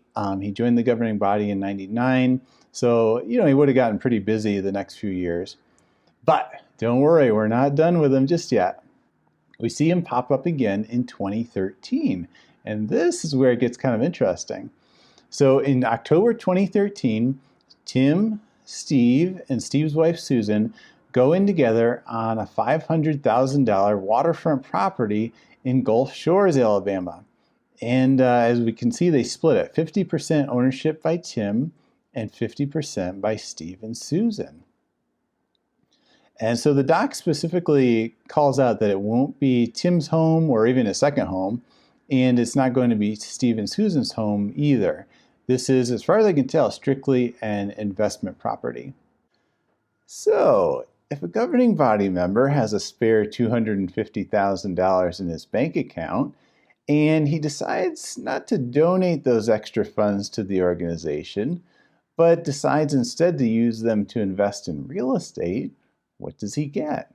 One thing he absolutely doesn't get, Phil, is freedom of speech. This is what Stephen Lett has just said about materialism. Materialism. Now, this has brought down many elders, ministerial servants, pioneers, publishers, very successful, crafty act of the devil. It's no coincidence that this world is powerfully geared to promote materialism. Relentless advertising messages are designed to indoctrinate deeply the idea that acquiring abundant material possessions and acquiring happiness are inseparably linked and directly proportional. That's really the message the world gives. Isn't that true? What a hypocrite. He has the gall to stand on the annual meeting platform and bemoan materialism, bemoan the fact that it's brought down ministerial servants, elders, publishers, even though as recently as 2013, not even 10 years ago, even though as recently as 2013, he went in on an investment property to the tune of 250,000 if you split that 500K. 250,000 Stephen Lett just had spare as someone who is in the special order of full-time servants as a Bethelite and has therefore taken a vow of poverty. Here is my 2004 copy of the Dwelling Together in Unity booklet. This is a booklet that's given to all Bethelites, and you're supposed to hand them in if you ever leave Bethel. Fortunately, one Bethelite sent me this for my collection, and it's the rule book for Bethelites, and it contains, on page 15, I don't know whether you can see there, it contains the vow. A vow of obedience and poverty. And let's have a look, shall we? As an ordained minister wholly dedicated to Jehovah God, I hereby express my solemn desire to be recognized as a member of the worldwide order of special full-time servants of Jehovah's Witnesses, the order. I vow as follows, and if we scroll down to points 5 and 6, to abstain from secular employment without permission from the order, to turn over to the local organization of the order all income received from any secular work or personal efforts in excess of my necessary living expenses, unless released from this vow by the order. Isn't that convenient? Imagine if you get to decide what the order expects of an individual Bethelite, because you are a governing body member, so that you can get thousands of Bethelites to sign up to this, so that an ordinary Bethelite is compelled to hand over whatever meager funds they have that are in excess of their necessary living expenses. All the while, a different standard applies to you, even though you're also a Bethelite, and even though you've also signed up to this vow, you've pledged yourself to this vow, a different standard applies to you because you're making the decisions. You get to decide who is made exempt by the order, so that you can invest in a waterfront property with your brother to the tune of 250k. It's not a home. It's not somewhere for him to live at any point, either now or in the future. It's an investment property. It's a business. It's a means for him to acquire income from rentals and that sort of thing. Different standard. I hope at least one or two Bethelites are watching this. You're being done over, folks. You're being properly done over. I hope you haven't had to hand over too much of your money, too much of your excess funds. All the while, this scam artist, this charlatan, who has the gall to stand on the annual meeting platform and lecture about materialism, applies a different standard to himself, and I'm sure is laughing all the way to the bank. Well, here's one more example. Bad association. 1 Corinthians 15:33, Jehovah says, do not be misled. Bad associations spoil useful habits. We might try to mislead ourselves. Oh, I can handle it. I'm strong enough. Maybe I'll even bring this person into the truth. Or others may try to mislead us. But Jehovah says, do not be misled. And then he gives the terrible consequences. Think of this illustration. If you lock a man and a skunk in a closet, when they come out, will the skunk smell like the man? Or will the man smell like the skunk? Well, you know the answer. And Jehovah knows it works the same way with bad association. Well, those are just two examples of crafty acts of the devil. There are many others. They're all exposed, though, as we said before, Jehovah kindly has done that. We're watching governing body member Stephen Lett speaking at the 2021 annual meeting. His theme, we can be victorious over Satan's attack. And I love the skunk analogy. I'm going to be honest, because a skunk is a mammal known for its ability to spray a liquid with a strong, unpleasant scent from its anal glands. When I look at Stephen Lett talking, when I look at his hateful, ignorant, scaremongering, manipulative rhetoric, particularly surrounding bad associations and shunning people, I'm seeing a cult leader who's increasingly under threat, who's increasingly insecure, about his power and his control being eroded by the internet and by the proliferation of information that debunks his nonsense. And he is emitting these noxious fumes, albeit not anally, although you probably wouldn't know the difference. His noxious fumes, his noxious gases are being excreted through his mouth, as far as I'm concerned.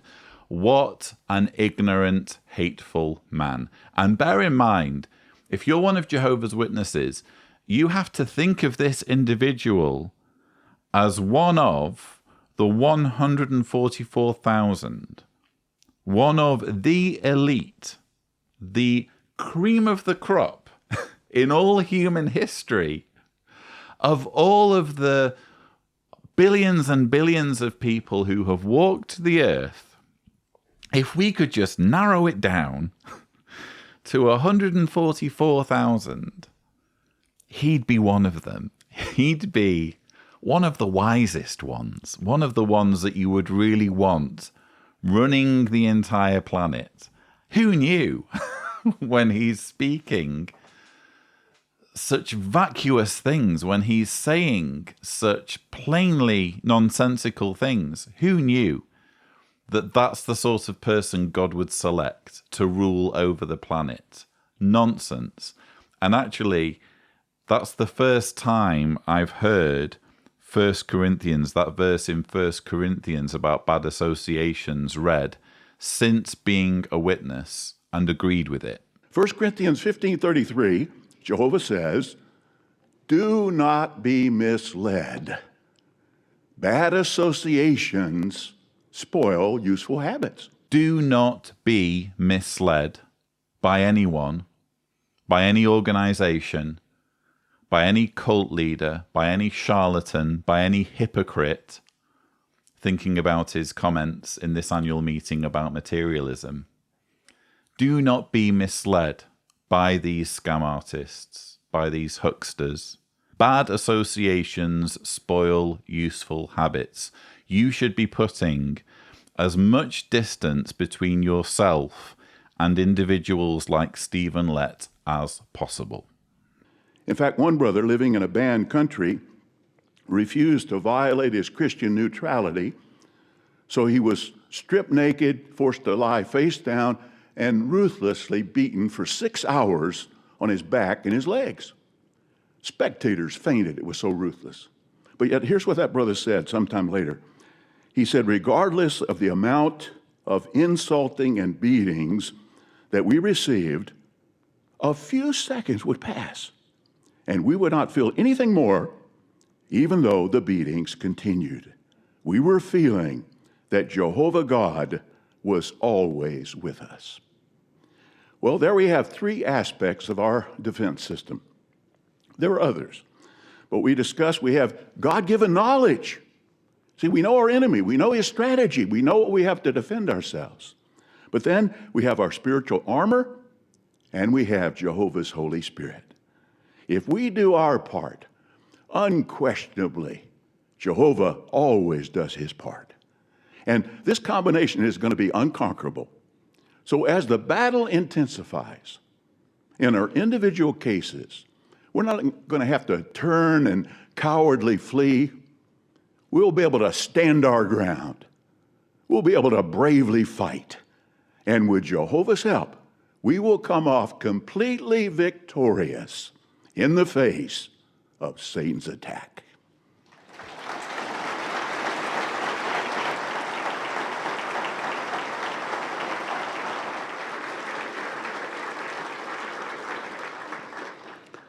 We thank you so much, Brother Lett, for that encouragement, that strength, that no weapon formed against God's people will have any success. And it's a good opportunity to remember the 129 of our dear brothers and sisters around the world who are presently in prison because of their faith. Do you remember what Hebrews chapter 13 and verse 3 says? Keep in mind those in prison as though you were imprisoned with them, and those being mistreated, since you yourselves are also in the body. we certainly love and respect our brothers in Russia and in many other lands that are facing cruel persecution. So Stephen Lett has decided to conclude his talk at the 2021 annual meeting with a rousing, fear-mongering and gaslighting finale. I'm sorry, that's what we've just been watching. And just to re-emphasize, for anyone who is unclear as to my position when it comes to persecution of Jehovah's Witnesses, as an ex-Jehovah's Witness apostate, I am completely against it. I am horrified, quite frankly, at the thought of totalitarian thugs in whatever country rounding up people of my former religion and depriving them of their freedom of worship. That is my position when it comes to the persecution of Jehovah's Witnesses. Apart from the trauma to individuals, and let's remember the leadership is largely insulated from any of this backlash. Apart from the trauma to individuals who are subjected to this horrendous treatment, a downside to persecuting cults like Jehovah's Witnesses is that they capitalize on the stories of persecution for propaganda purposes. And that's something that Jehovah's Witnesses just flagrantly do. They're doing it here. They are relating stories of persecution as a means of manipulating, terrifying, and controlling people, with the implication that the mistreatment of a very small number of Jehovah's Witnesses can be expected at some point by the majority. That's how this is always spun. So it's happening in this country, brothers. One day it's going to happen to all of us. One day in the Great Tribulation, Jehovah's Witnesses worldwide will be targeted for persecution. That's the narrative that's put forward by the governing body, and it works. When you're a Jehovah's Witness listening to this stuff, you're imagining yourself as being on the receiving end of torture. We heard there the story of the unnamed Jehovah's Witness who was ruthlessly beaten for 6 hours. But yet, here's what that brother said sometime later. He said, regardless of the amount of insulting and beatings that we received, a few seconds would pass, and we would not feel anything more, even though the beatings continued. We were feeling that Jehovah God was always with us. He's been indoctrinated to think that faithful Jehovah's Witnesses will receive the power beyond what is normal if ever they experience trials or hardships. So he's managed to convince himself that while he was being ruthlessly beaten, while he was being brutalized for his faith, God intervened in his anatomy, in his brain chemistry, so that he didn't feel the beatings so much. And my question would be, why is God intervening in that way? If God is going to intervene, why doesn't he intervene to stop this Jehovah's Witness from being beaten to begin with? Why does God get to be the savior here when he's sitting through the beating? He's sitting through the events that lead to this Jehovah's Witness being detained and eventually beaten. He's watching all this, arms folded, thinking, oh, never mind, I'm going to apply an anesthetic. My way of intervening in this atrocity will be not to stop it from happening, but while he's being humiliated with his clothes off, I'll make it so that he doesn't feel the blows as much.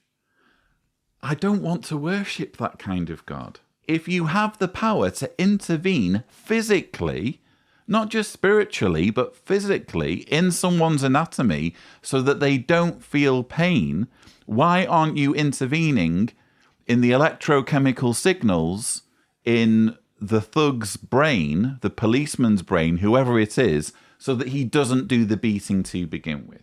It doesn't make any sense when you actually bother to think about this. What does make sense is that stories like this are being trotted out to terrify people into thinking that this is coming their way. And notice the language that Stephen Lett uses regarding anyone who would buckle under these incredibly traumatic circumstances. So as the battle intensifies in our individual cases, we're not going to have to turn and cowardly flee.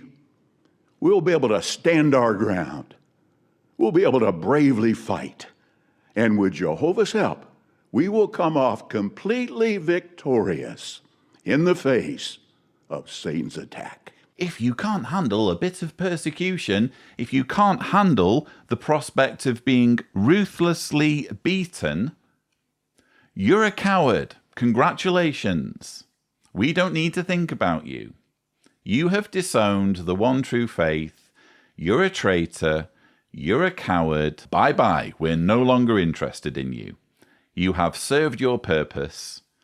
We have eaten you up and spat you out because we want followers who are loyal. We want followers who won't desert us when they're faced with being ruthlessly beaten. That's the message we've just heard. And if you think about it, this is, and I find myself using this word increasingly when reviewing Jehovah's Witness propaganda, this is gaslighting. You're either with us and you're a wonderful, faithful person who's brave, or you desert us, you leave your mother organization, and that makes you a coward. That means that there's something wrong with you. If there was nothing wrong with you, you'd be staying.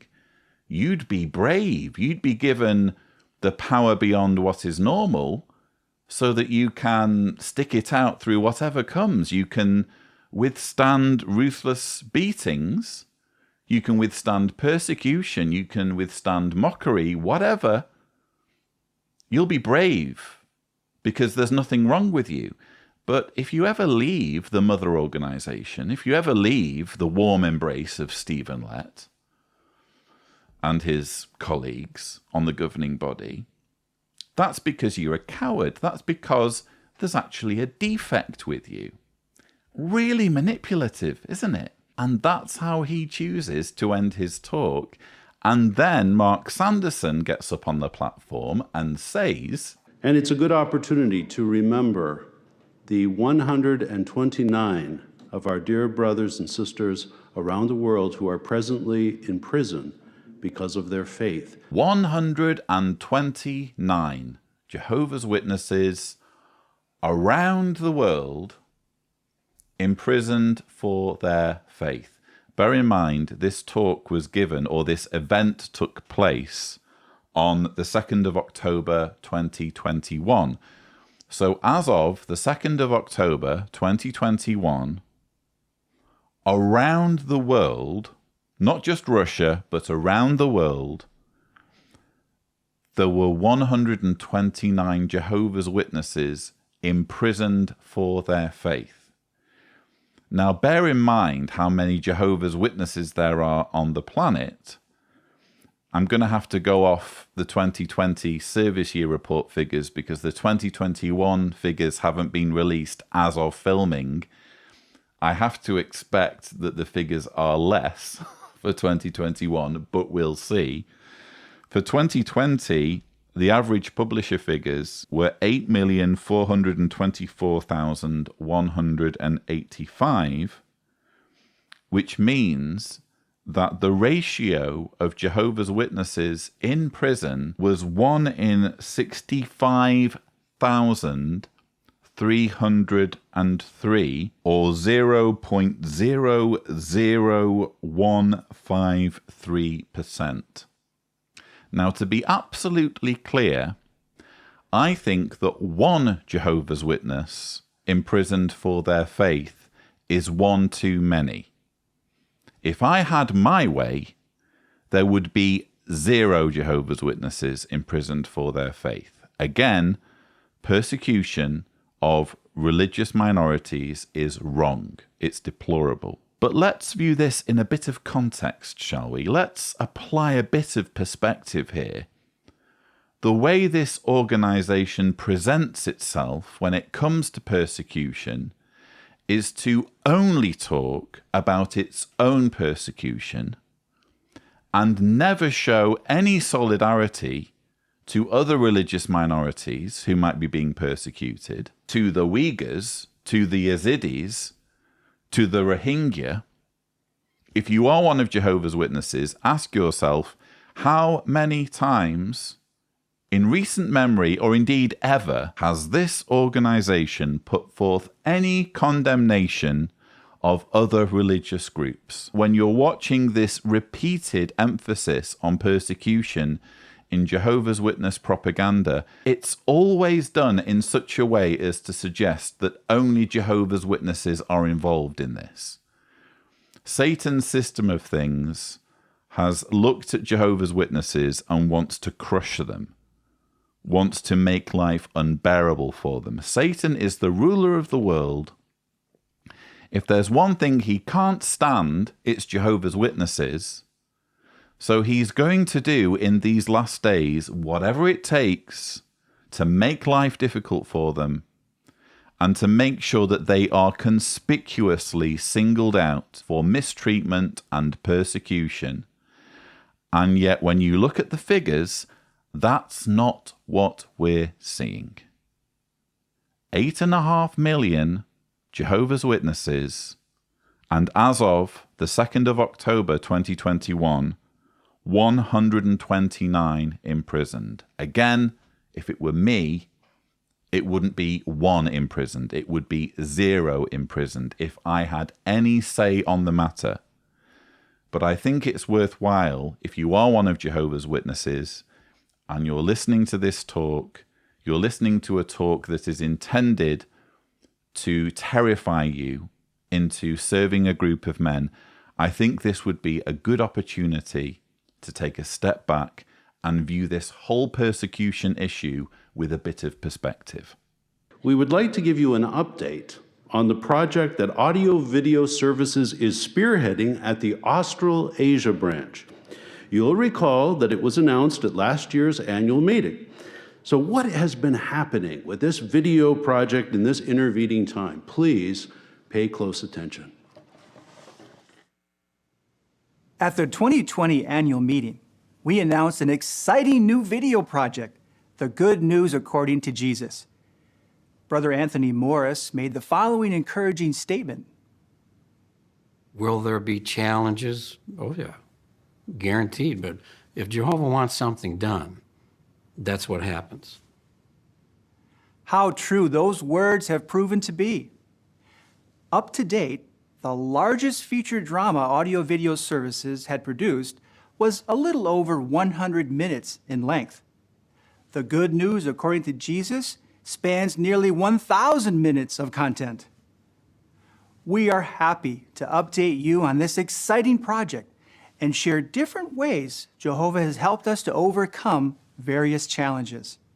So we're going to see different ways Jehovah has helped the audio-visual department overcome various challenges. They didn't overcome them by themselves. No. Jehovah intervened, because he's an interventionist God, apparently. Jehovah has intervened in Earth's affairs to make sure that the good news according to Jesus, a new Bible drama that's being worked on, to make sure this becomes a reality. As you heard there from RoboRon, that's what I call him because he's so robotic, isn't he, Ron Curzon? As you heard there from RoboRon, this was announced at the previous annual meeting. They made a big song and dance about it. We even got Megaddon Gate as a result of this particular announcement. We had a governing body member getting the Gospels wrong, making a mistake, while he was simultaneously trying to impress everyone with his Bible knowledge, which I found hilarious. Thumbnail here, if Tibor is gracious. We had this whole series announced a year ago, And now, because they've apparently not got much to talk about, it's like that thing we announced a year ago. Let's talk about it a bit more, even though it's still not finished. We'll just keep hyping this thing that we've already started hyping 12 months ago. Maybe a bit more hyping is in order. And notice that as justification for this extra hyping, Ron Curzon says the following. Brother Anthony Morris made the following encouraging statement. Will there be challenges? Oh, yeah. Am I the only one, or did Robo-Ron just quote from a governing body member as though he were quoting from the Bible? That seems to be where we're up to now when it comes to the veneration of these men. It's not just that they are God's channel, it's that their words are so important that they should be quoted in the same breath or with the same esteem and reverence as a Bible quotation. So it was clear to everybody in the department and at the branch that it really needed to be a team effort and everybody going above and beyond to make this work. But that only takes you so far.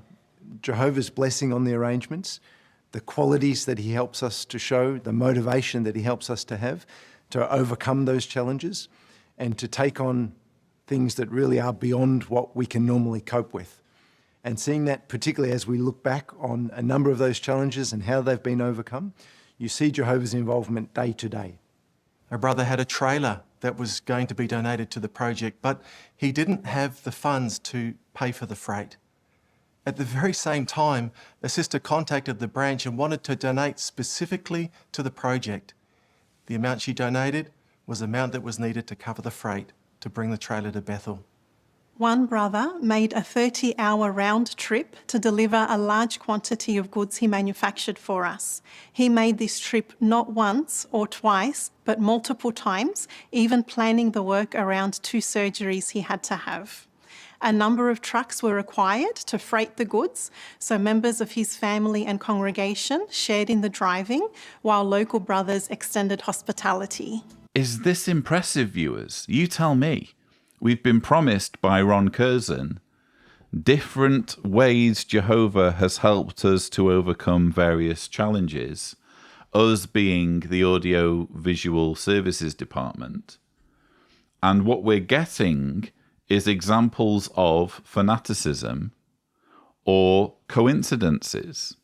So there's a trailer that someone donates because they've been duped into thinking that they're somehow responsible for the organization filming cult propaganda.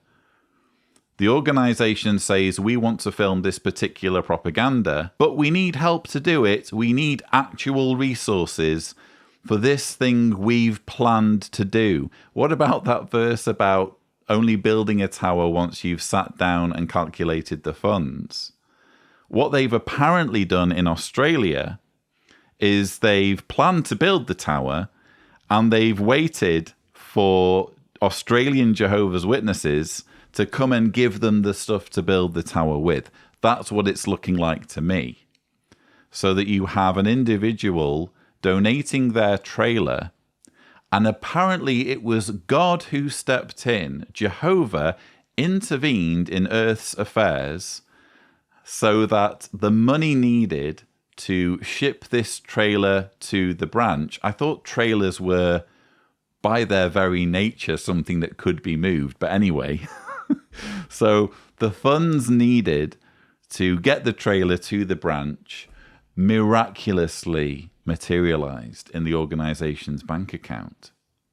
And this is supposed to be impressive. I feel like a broken record at this point. But what does it tell us about God if that's true? If God really did that, with all of the misery and suffering that's going on right now around the world with the pandemic, with millions of people dying, if God was like, oh, no, hang on, angels, I've spotted something. There's a problem in Australia. There's a trailer that needs to be shipped to the Australasia branch of Jehovah's Witnesses. Can't see how it's ever going to happen. unless, as the supreme ruler of all things, unless I use my infinite power to step in this situation. I don't want to worship him. I feel zero affection for any deity who is that terrible at prioritizing and who folds his arms through so much death and carnage, but drops everything to help ship a trailer. We feel very appreciative for everyone who's been able to help on this project, recognising their personal and collective sacrifices that have been made. But those who have been able to come in and help us on the project tell us how thankful they are to have had a share in the project. Only Jehovah can create a situation like this. Jehovah always finds a way to help us do his will, often providing solutions we never thought possible. Jehovah always finds a way. He makes the impossible happen, viewers. Because it obviously would have been impossible to make a propaganda drama about Jesus, wouldn't it? I mean, how is that ever going to happen? You can talk, if you like, about landing probes on comets, or sending rovers to Mars, or flying helicopters on Mars. Yeah, all of that's great. But the real challenge for mankind in the 21st century is making a Bible propaganda drama about Jesus. That's the real insurmountable human feat for which Jehovah needs to intervene, and which simply would not happen without his intervention. Oh, and by the way, maybe it wasn't just Jehovah.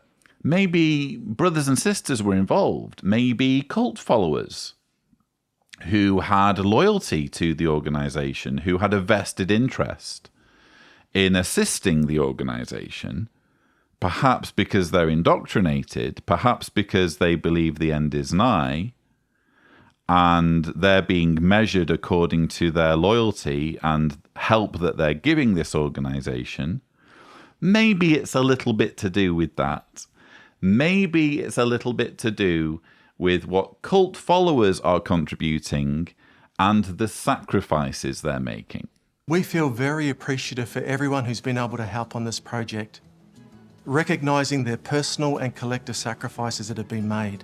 Oh, so it's not just Jehovah's intervention. It's not like all of this stuff just magically happened. It's not like in that JW Broadcasting episode where God used a typhoon to deliver sand for a Kingdom Hall restoration project. It's not quite on that scale. It's a case of sacrifice. It's a case of local Jehovah's Witnesses believing themselves to be responsible in some way for this project to be realized. Well, what's remarkable about that? What's remarkable about a cult wanting to do something and convincing volunteers to go above and beyond towards making that thing happen? I'm sure that happens all the time with cults. But what's unique here, as far as I can tell, is that this cult is proud of the control it has over people, to the point where the sacrifices that are being made of people are unreasonable. One brother made a 30-hour round trip to deliver a large quantity of goods he manufactured for us. He made this trip not once or twice, but multiple times, even planning the work around 2 surgeries he had to have. Bear in mind that in the October 2021 JW Broadcasting episode, thumbnail here to the relevant sushi, Robert Lucioni was schooling Jehovah's Witnesses on the need to maintain balance. A dramatization was shown to that end, showing how an elder shouldn't pick up the phone during family worship if he's being badgered by another elder. He needs to be balanced. Come on, there's only so much you can do when you're a witness. An older Jehovah's Witness lady wanted to pioneer, but she had multiple doctor's appointments. She needed to be balanced. Here we are in Australia, a cult propaganda film needs to be made, and some guy who is clearly not in the best of health, to the point where he needs surgeries, makes multiple 30-hour round trips for the organization between surgeries. So this is really an organization that speaks out of both sides of its mouth, isn't it? And has total double standards. And the October broadcast went out the same month that this annual meeting was held. This annual meeting was held on October the 2nd, 2021. Just incredible hypocrisy. Yes, we'd like you to maintain balance, brothers. Oh, unless we have a propaganda project that needs to be realized, in which case, yeah, you brother who needs multiple surgeries, could you make a 30-hour round trip many times to deliver goods for us? That'd be just great. The challenge with finding locations for the gospel accounts is that they need to look like ancient lands, but be placed in a modern world.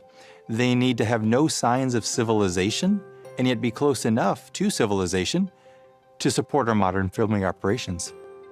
You're asked to flesh out an entire world, a culture, and hundreds, actually thousands of characters that appear in these accounts, to do so with very limited information actually in the Bible. How do we add enough details to connect with the audience, but without overstepping by introducing teachings or ideas that contradict the Bible's message?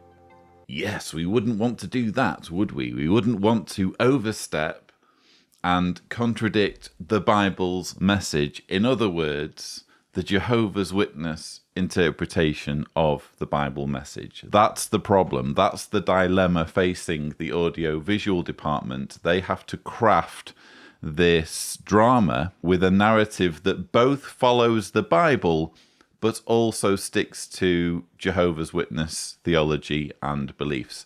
I don't envy them. I'm sure they're going to manage it with or without Jehovah's help. I just found the way they were describing this project, this undertaking, very interesting. You're asked to flesh out an entire world, a culture, and hundreds, actually thousands of characters that appear in these accounts, to do so with very limited information actually in the Bible. Very little information actually in the Bible. What he's describing here is embellishment. We want to tell a story our way.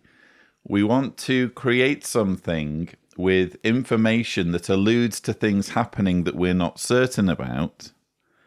And that's going to require that we embellish, that we add to the story elements that simply aren't in the scriptures. That's what he's describing here.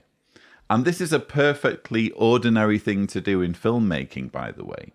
People need to do this all the time with scripts or with novels that are being adapted for film. It's just that the difference here is it's not just some biopic. It's not just some movie that is creatively expanding on someone's life and making that story fit into a movie, a fictional story that's purely for entertainment. This isn't purely for entertainment. This is to indoctrinate. So this is to imply to the audience that these things really happened as portrayed. And that's why I think this whole undertaking is disingenuous. It's interesting that he's describing the people mentioned in the Bible as characters. And hundreds, actually thousands of characters that appear in these accounts. Well, if these accounts are historic, these are more than just characters. These are actual people. I get why he's calling them characters, because he's approaching this from a creative point of view. He's crafting a story, again, requiring embellishment of the Bible account, and he's thinking of them in terms of being characters But if you really believe in the Bible, if you are first and foremost a Jehovah's Witness, which this guy is, why are you referring to real people as characters? It's almost as though at some level, even he isn't fully convinced that all of these events happened. And if that's the case, he is completely justified. I actually had Dr. Richard Carrier on the channel, thumbnail here, discussing mythicism, which is, how can I put it, a minority position held by some scholars that Jesus may never have even existed. So it's important to stress, not all scholars think this. Arguably, the majority of Bible scholars think that some version of Jesus existed, even if he wasn't walking on water, even if he wasn't feeding the 5,000 and turning water into wine. But there are some scholars, including Dr. Carrier, who've looked at the Gospels, they've looked at history, they've seen the parallels with very similar characters from other cultures, and they've come to the conclusion that Jesus is completely fabricated, a completely fictional character. I'm a little bit on the fence still. It wouldn't surprise me if there was an individual 2,000 years ago in the Middle East whose exploits were wildly blown out of all proportion so that they came to be the Jesus that we think about or is described in the gospel records. But one thing that you can say about the gospel records is that they are strewn with embellishments. We don't know who wrote the gospels, and I'm saying this because I'm aware that many watching will be either Jehovah's Witnesses or people from a literalist, fundamentalist Christian background who don't know this. But the books Matthew, Mark, Luke, and John were not written by Matthew, Mark, Luke, and John. They don't say in them, the book of Matthew as written by Matthew. The book of Mark, I, Mark, am writing this. Nowhere in those books does it say who's written it. They're just versions of a story that aren't assigned to any individual, so we don't know who wrote them. We know more about who wrote the books of the Old Testament than we know who wrote the books of the New Testament. The books of the New Testament, specifically the Gospels, if you line them up against each other, they are strewn with contradictions. Clearly the writers could not agree on what happened and in what order it happened. And there are differences in theology, different teachings, different ideas about who Jesus was. Sometimes the fact that the whole story is made up is just glaringly obvious. I've spoken before about the account of the virgin birth in Matthew and about how that whole thing is based on a mistranslation of the Hebrew word Alma, which in the Septuagint is translated as a virgin, whereas in the original Hebrew, it simply meant a young woman. So whoever was writing Matthew, rather than basing his research on the original Hebrew, was using a Greek translation of the original Hebrew, namely the Septuagint, and came up against this prophecy about a virgin giving birth, and then constructed this elaborate story about how Jesus came to be born of a virgin, which, if you think about it, negates completely all of the chronology that's given showing Jesus's ancestry and his lineage. What's the point of showing his lineage if he was the product of a miraculous birth through Mary? What's the point of showing Joseph's lineage and Joseph's ancestry if Joseph didn't have anything to do with the birth? So they can't even make their own story line up. The story itself within a gospel isn't even internally consistent, never mind whether it agrees with the other gospel writers. So isn't it interesting how here we are in the 21st century and they're at it again. They're embellishing a story. the gospel writers were coming up with a narrative about a Messiah who ticks all of the boxes so that Jewish people could follow him. They were even saying as they were writing, Jesus did all of these things so that the prophecy in this verse might be fulfilled. Check. Right. Okay, I've written that one in. Okay, what other prophecy do I need to make Jesus fulfill? Oh, here's one. I'll write a story where he fulfills this as well. They're so obviously doing that and making the story check boxes. And isn't it interesting that in the 21st century, they're revisiting this whole thing and shamelessly going through exactly the same process of fabrication and embellishment. It felt like Jehovah had taken us and placed us into a land thousands of years ago. When we got to these various locations, we literally would jump out of the vehicles and run across the landscape in excitement for how we could potentially use them. One of the biggest challenges we had was getting everyone back into the vehicles so that we could go on to the next location. We went to one property, and when we talked with the brother, he said, "This isn't my property. This belongs to Jehovah. I'm holding on to it. I'm not sure why, hoping that perhaps Jehovah can use it in some way." We're watching an update in the 2021 annual meeting on progress with the Bible drama, The Good News According to Jesus. Apparently we need another update. So this project, this live action drama about Jesus, was announced at the 2020 annual meeting.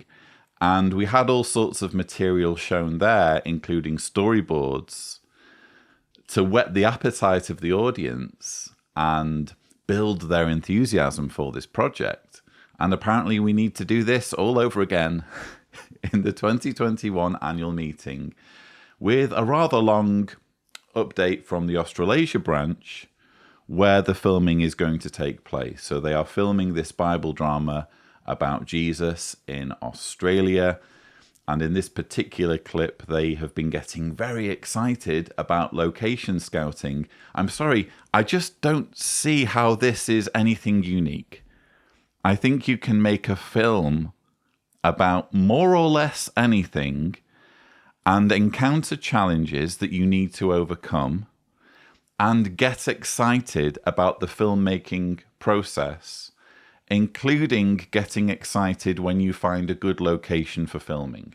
That's just a typical response as part of this creative process. It doesn't say anything about the material, and it certainly doesn't say anything about the validity of the religion that's producing this propaganda material.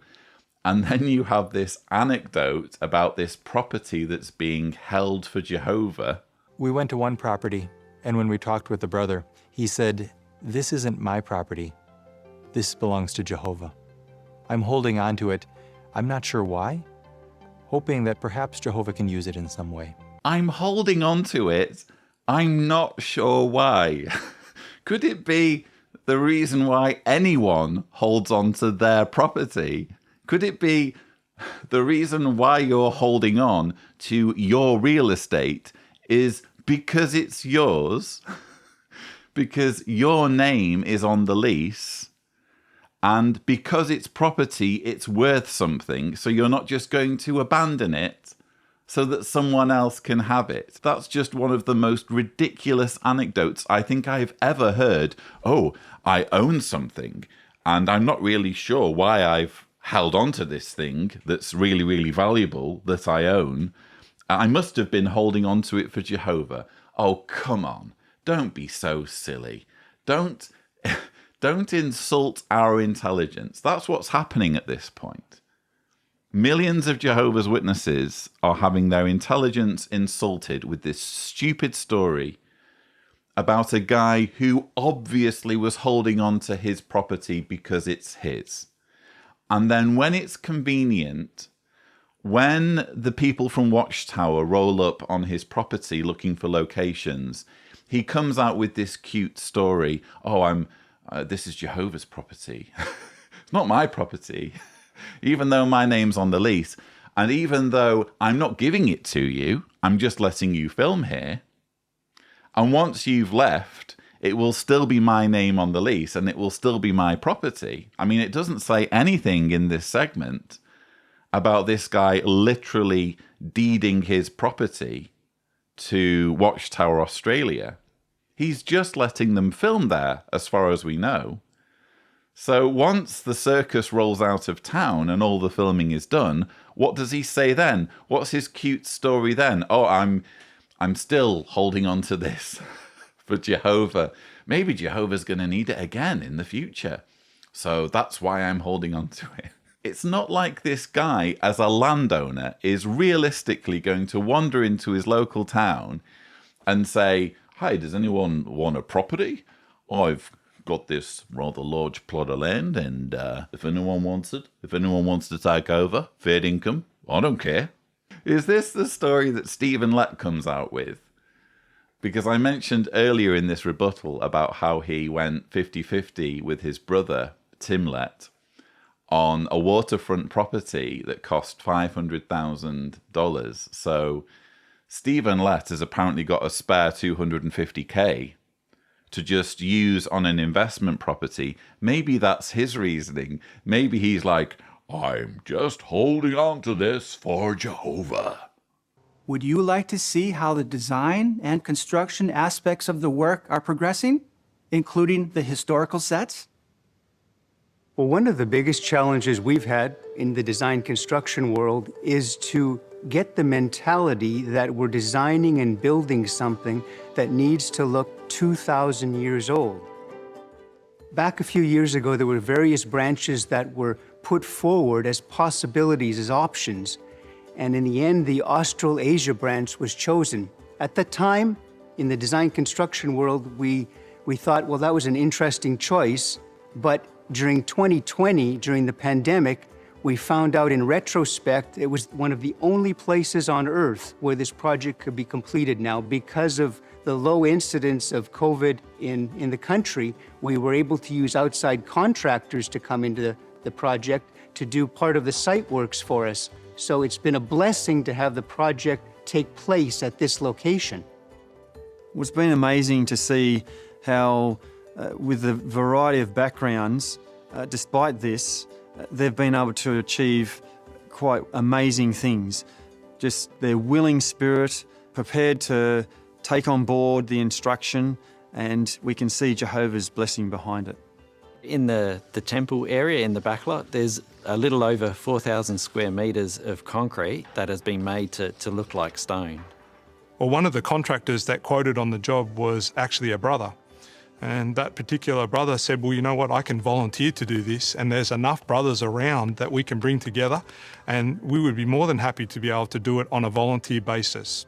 So an isolated area was set up where these brothers could test and sample and produce the concrete that was needed for the floor finish of the temple. So over 27 days of straight pours, we had approximately 30 brothers and sisters each day come in and work tirelessly to be able to accomplish this temple floor for us. For me, what's most interesting about this update is not what's being said, but what isn't being said.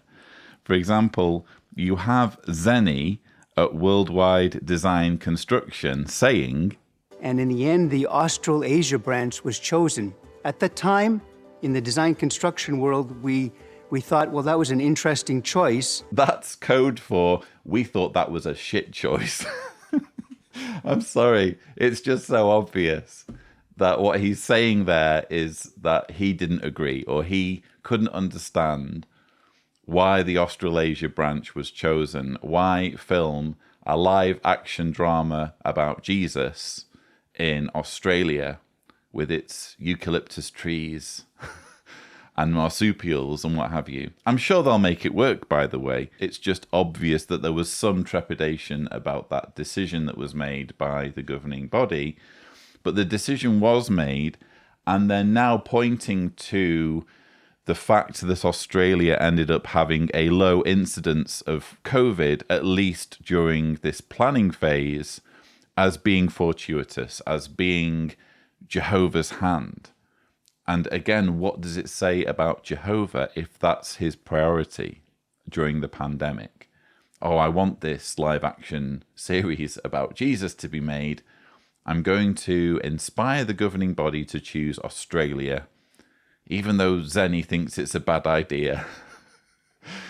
And then it will be obvious by the time the 2021 annual meeting rolled round that I had my hand in this, that it was all done for a reason. You also have Zenny saying, because of the low incidence of COVID in the country, we were able to use outside contractors to come into the project to do part of the site works for us. I always find it interesting when they brag about using outside contractors. What they obviously mean is worldly people. We paid, using dedicated funds, worldly people to come in and do a job for us. Well, there's nothing unique about that. Every business, every organization does the same thing. The only difference is, in this situation, worldly people who Jehovah's Witnesses believe deserve to die at Armageddon if they don't become Jehovah's Witnesses, are being given money to come to the Australasia branch and perform work that is contributing towards a piece of propaganda that ultimately serves the narrative of celebrating their destruction someday. We obviously haven't seen this drama yet, but one thing you can be absolutely certain of is that it won't just be some generic reimagining of the Jesus story. It won't just be some effort to hold true to the Bible narrative. They're going to weave in messages that point to the authority of the governing body. Ultimately, this is all about being a Jehovah's Witness or becoming a Jehovah's Witness so that you can save your skin when Armageddon comes. And they are here bragging about bringing in contractors, paying worldly people who are condemned if they don't become Jehovah's Witnesses, paying them to assist in the production of spiritual food. But at least apparently there was one contractor they didn't need to pay. Well, one of the contractors that quoted on the job was actually a brother. And that particular brother said, well, you know what, I can volunteer to do this, and there's enough brothers around that we can bring together, and we would be more than happy to be able to do it on a volunteer basis. They will have included this little anecdote in their update, rubbing their hands thinking, doesn't this just show Jehovah's blessing? We needed a job doing, and we thought we had to pay people to do it, but it turned out some of the people we thought we needed to pay to do this job, we didn't need to pay because they were members of our club. There's nothing remotely remarkable about that. That's exactly what you expect. It's just another way of saying we needed a job doing and we found some volunteers. Through lots of sleepless nights and prayer about it, we ended up finding a brother who owned a sawmill and had property with trees on it, and he willingly chopped down the trees on his property and provided them for us, delivered them to site, and actually donated them to us, and they were exactly what we needed. We also had specific prayers at certain times about certain matters, and then 30 minutes later we receive answers. That definitely also is no coincidence. And then obviously getting the right approvals at the right time, despite objections. We know that there's no one else other than Jehovah that could have a hand in that. So it's obvious that Satan has put everything he can in front of us, but Jehovah has provided every time at the right time. It's no coincidence that his hand has been on this, and there is no doubt that he wants people to know about his son, Jesus. Wow, no coincidence, no doubt. That was Russell from the construction department. I'm not going to try pronouncing his surname because it's a bit of an unusual spelling, but Russell there in the construction department dogmatically saying, insisting that there were no coincidences. Jehovah's hand was on the project, to the extent where Jehovah was answering prayers after only 30 minutes. We also had specific prayers at certain times about certain matters, and then 30 minutes later we receive answers. that definitely also is no coincidence.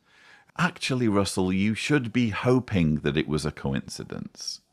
You should be hoping that it was just a matter of you needing something and needing it so badly that you were uttering a prayer about it and then being so committed to doing something about it that you take action and the situation resolves itself in a short period of time. There is nothing remarkable about that. That happens all the time. It's called human ingenuity and human endeavour.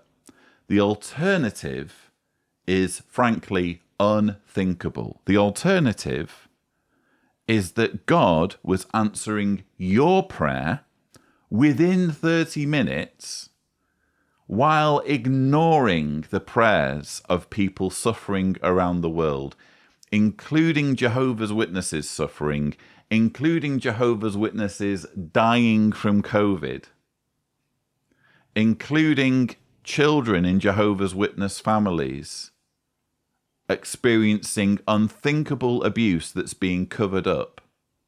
Their prayers are going unanswered. Children being bullied. We saw earlier in this annual meeting a Caleb and Sophia cartoon about prayer and about bullying, and suggesting or even admitting that certain prayers regarding bullying from those suffering from bullying will be ignored or not answered in the way you might expect. And then Russell comes barreling along and says, "Oh, no worries, more prayers got answered in 30 minutes. It's an insult. It's an insult. Who wants to worship that God? So much suffering, so much pain. Again, I feel like a broken record here. But how can you think, Russell, that this construction project takes priority over actual lives being lost and actual abuse that's being inflicted on human beings? How can you be so absent-minded, so blinkered, so fanatical as to insist that there are no doubts, no coincidences? You were tasked with building something and your prayers were answered in 30 minutes. We were happy to share this update with you. But you might still be wondering, how are actors being prepared to reach our hearts through their performance? How will the tone and filming style be selected to represent the gospel accounts? And maybe the biggest question you have is, when will cameras start rolling? Stay tuned for a future update. Imagine the powerful impact this video series will have on people. It will help you and me follow Jesus' footsteps closely.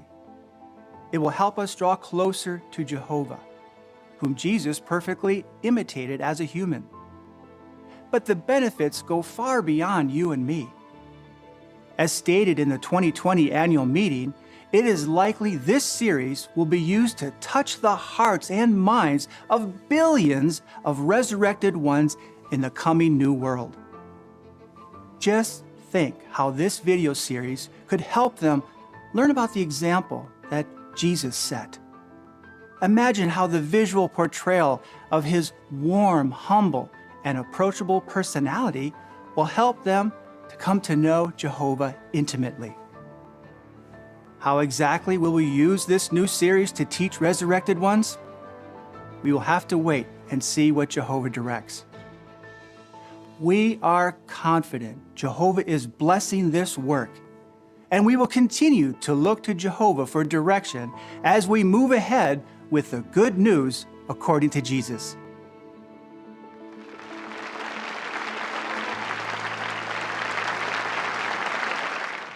Well, as you likely noticed, when this video production was first starting, Australia was one of the countries that had the least impact from the pandemic. And so that allowed this large project to move ahead and gain momentum.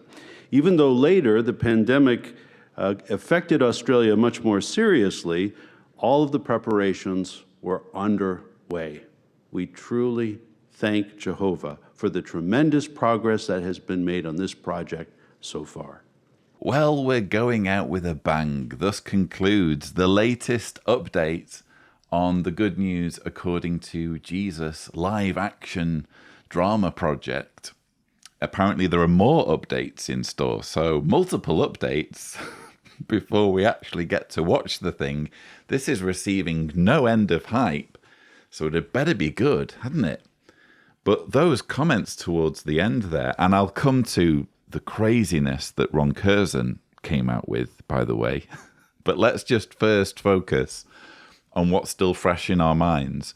Mark Sanderson there reiterating that the decision-making process to assign the Australasia branch this project was all part of Jehovah's hand, was all instigated or influenced in some way by the supreme almighty creator of the cosmos. In 2020, in a pandemic where 20,000 Jehovah's Witnesses have died, not to mention more than 5 million non-Jehovah's Witnesses dying from COVID as of now.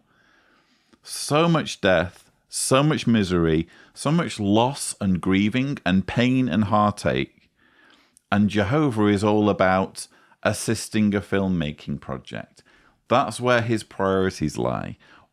Who wants to worship that God? It's just not appealing, is it, to worship a God with such terrible prioritization skills? It's not like a filmmaking project is some insurmountable feat that cannot be achieved without divine assistance.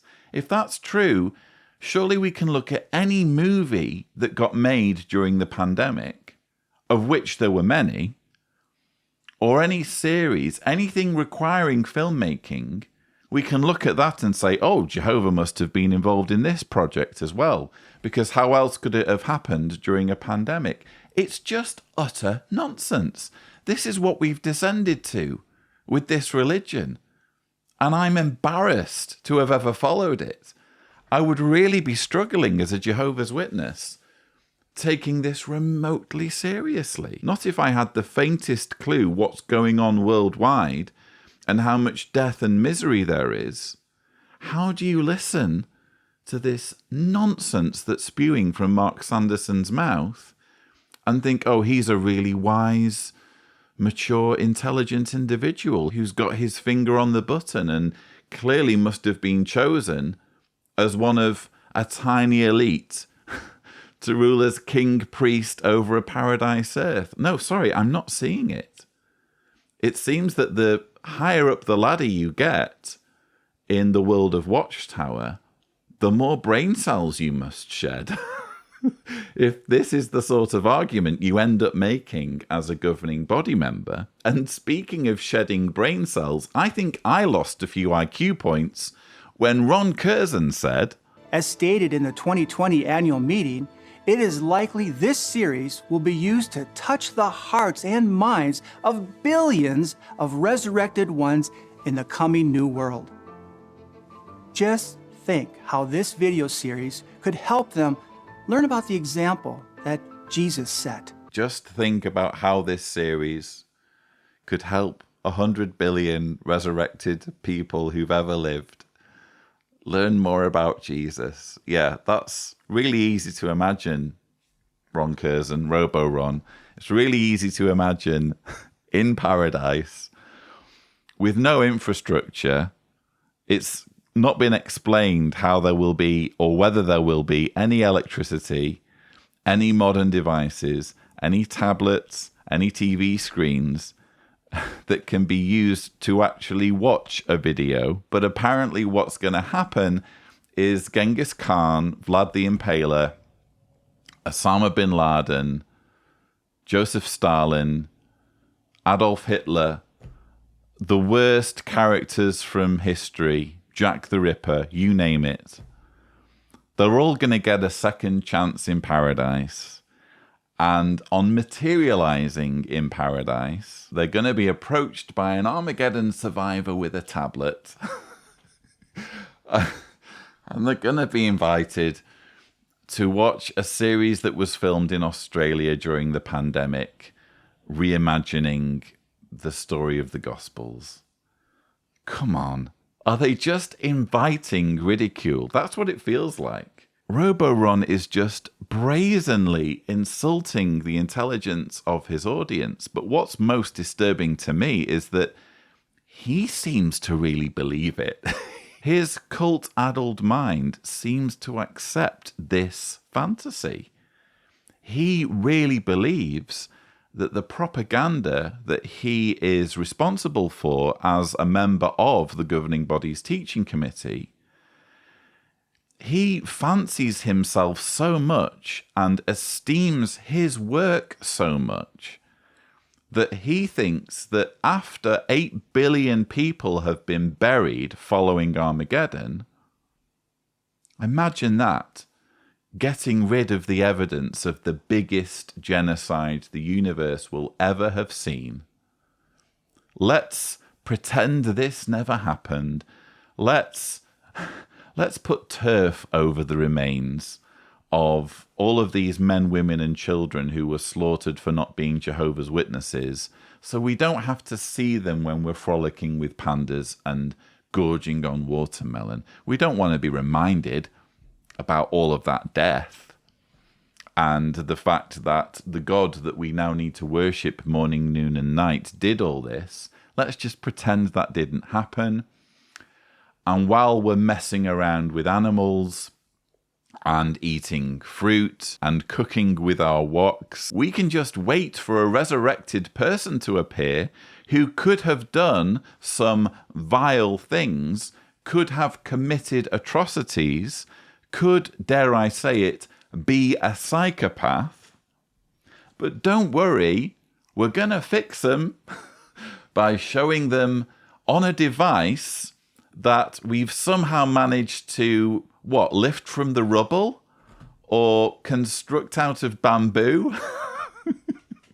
We're going to show them on a device this propaganda series that was filmed in Australia just before all of the killing started, and that will convince them to be good people, and then they'll be able to join us in paradise. You're welcome to that fantasy if you want, RoboRon. If it helps you feel important, if it helps you sleep at night regarding all of the hateful, vitriolic propaganda your department is churning out, go ahead. But I'm not convinced.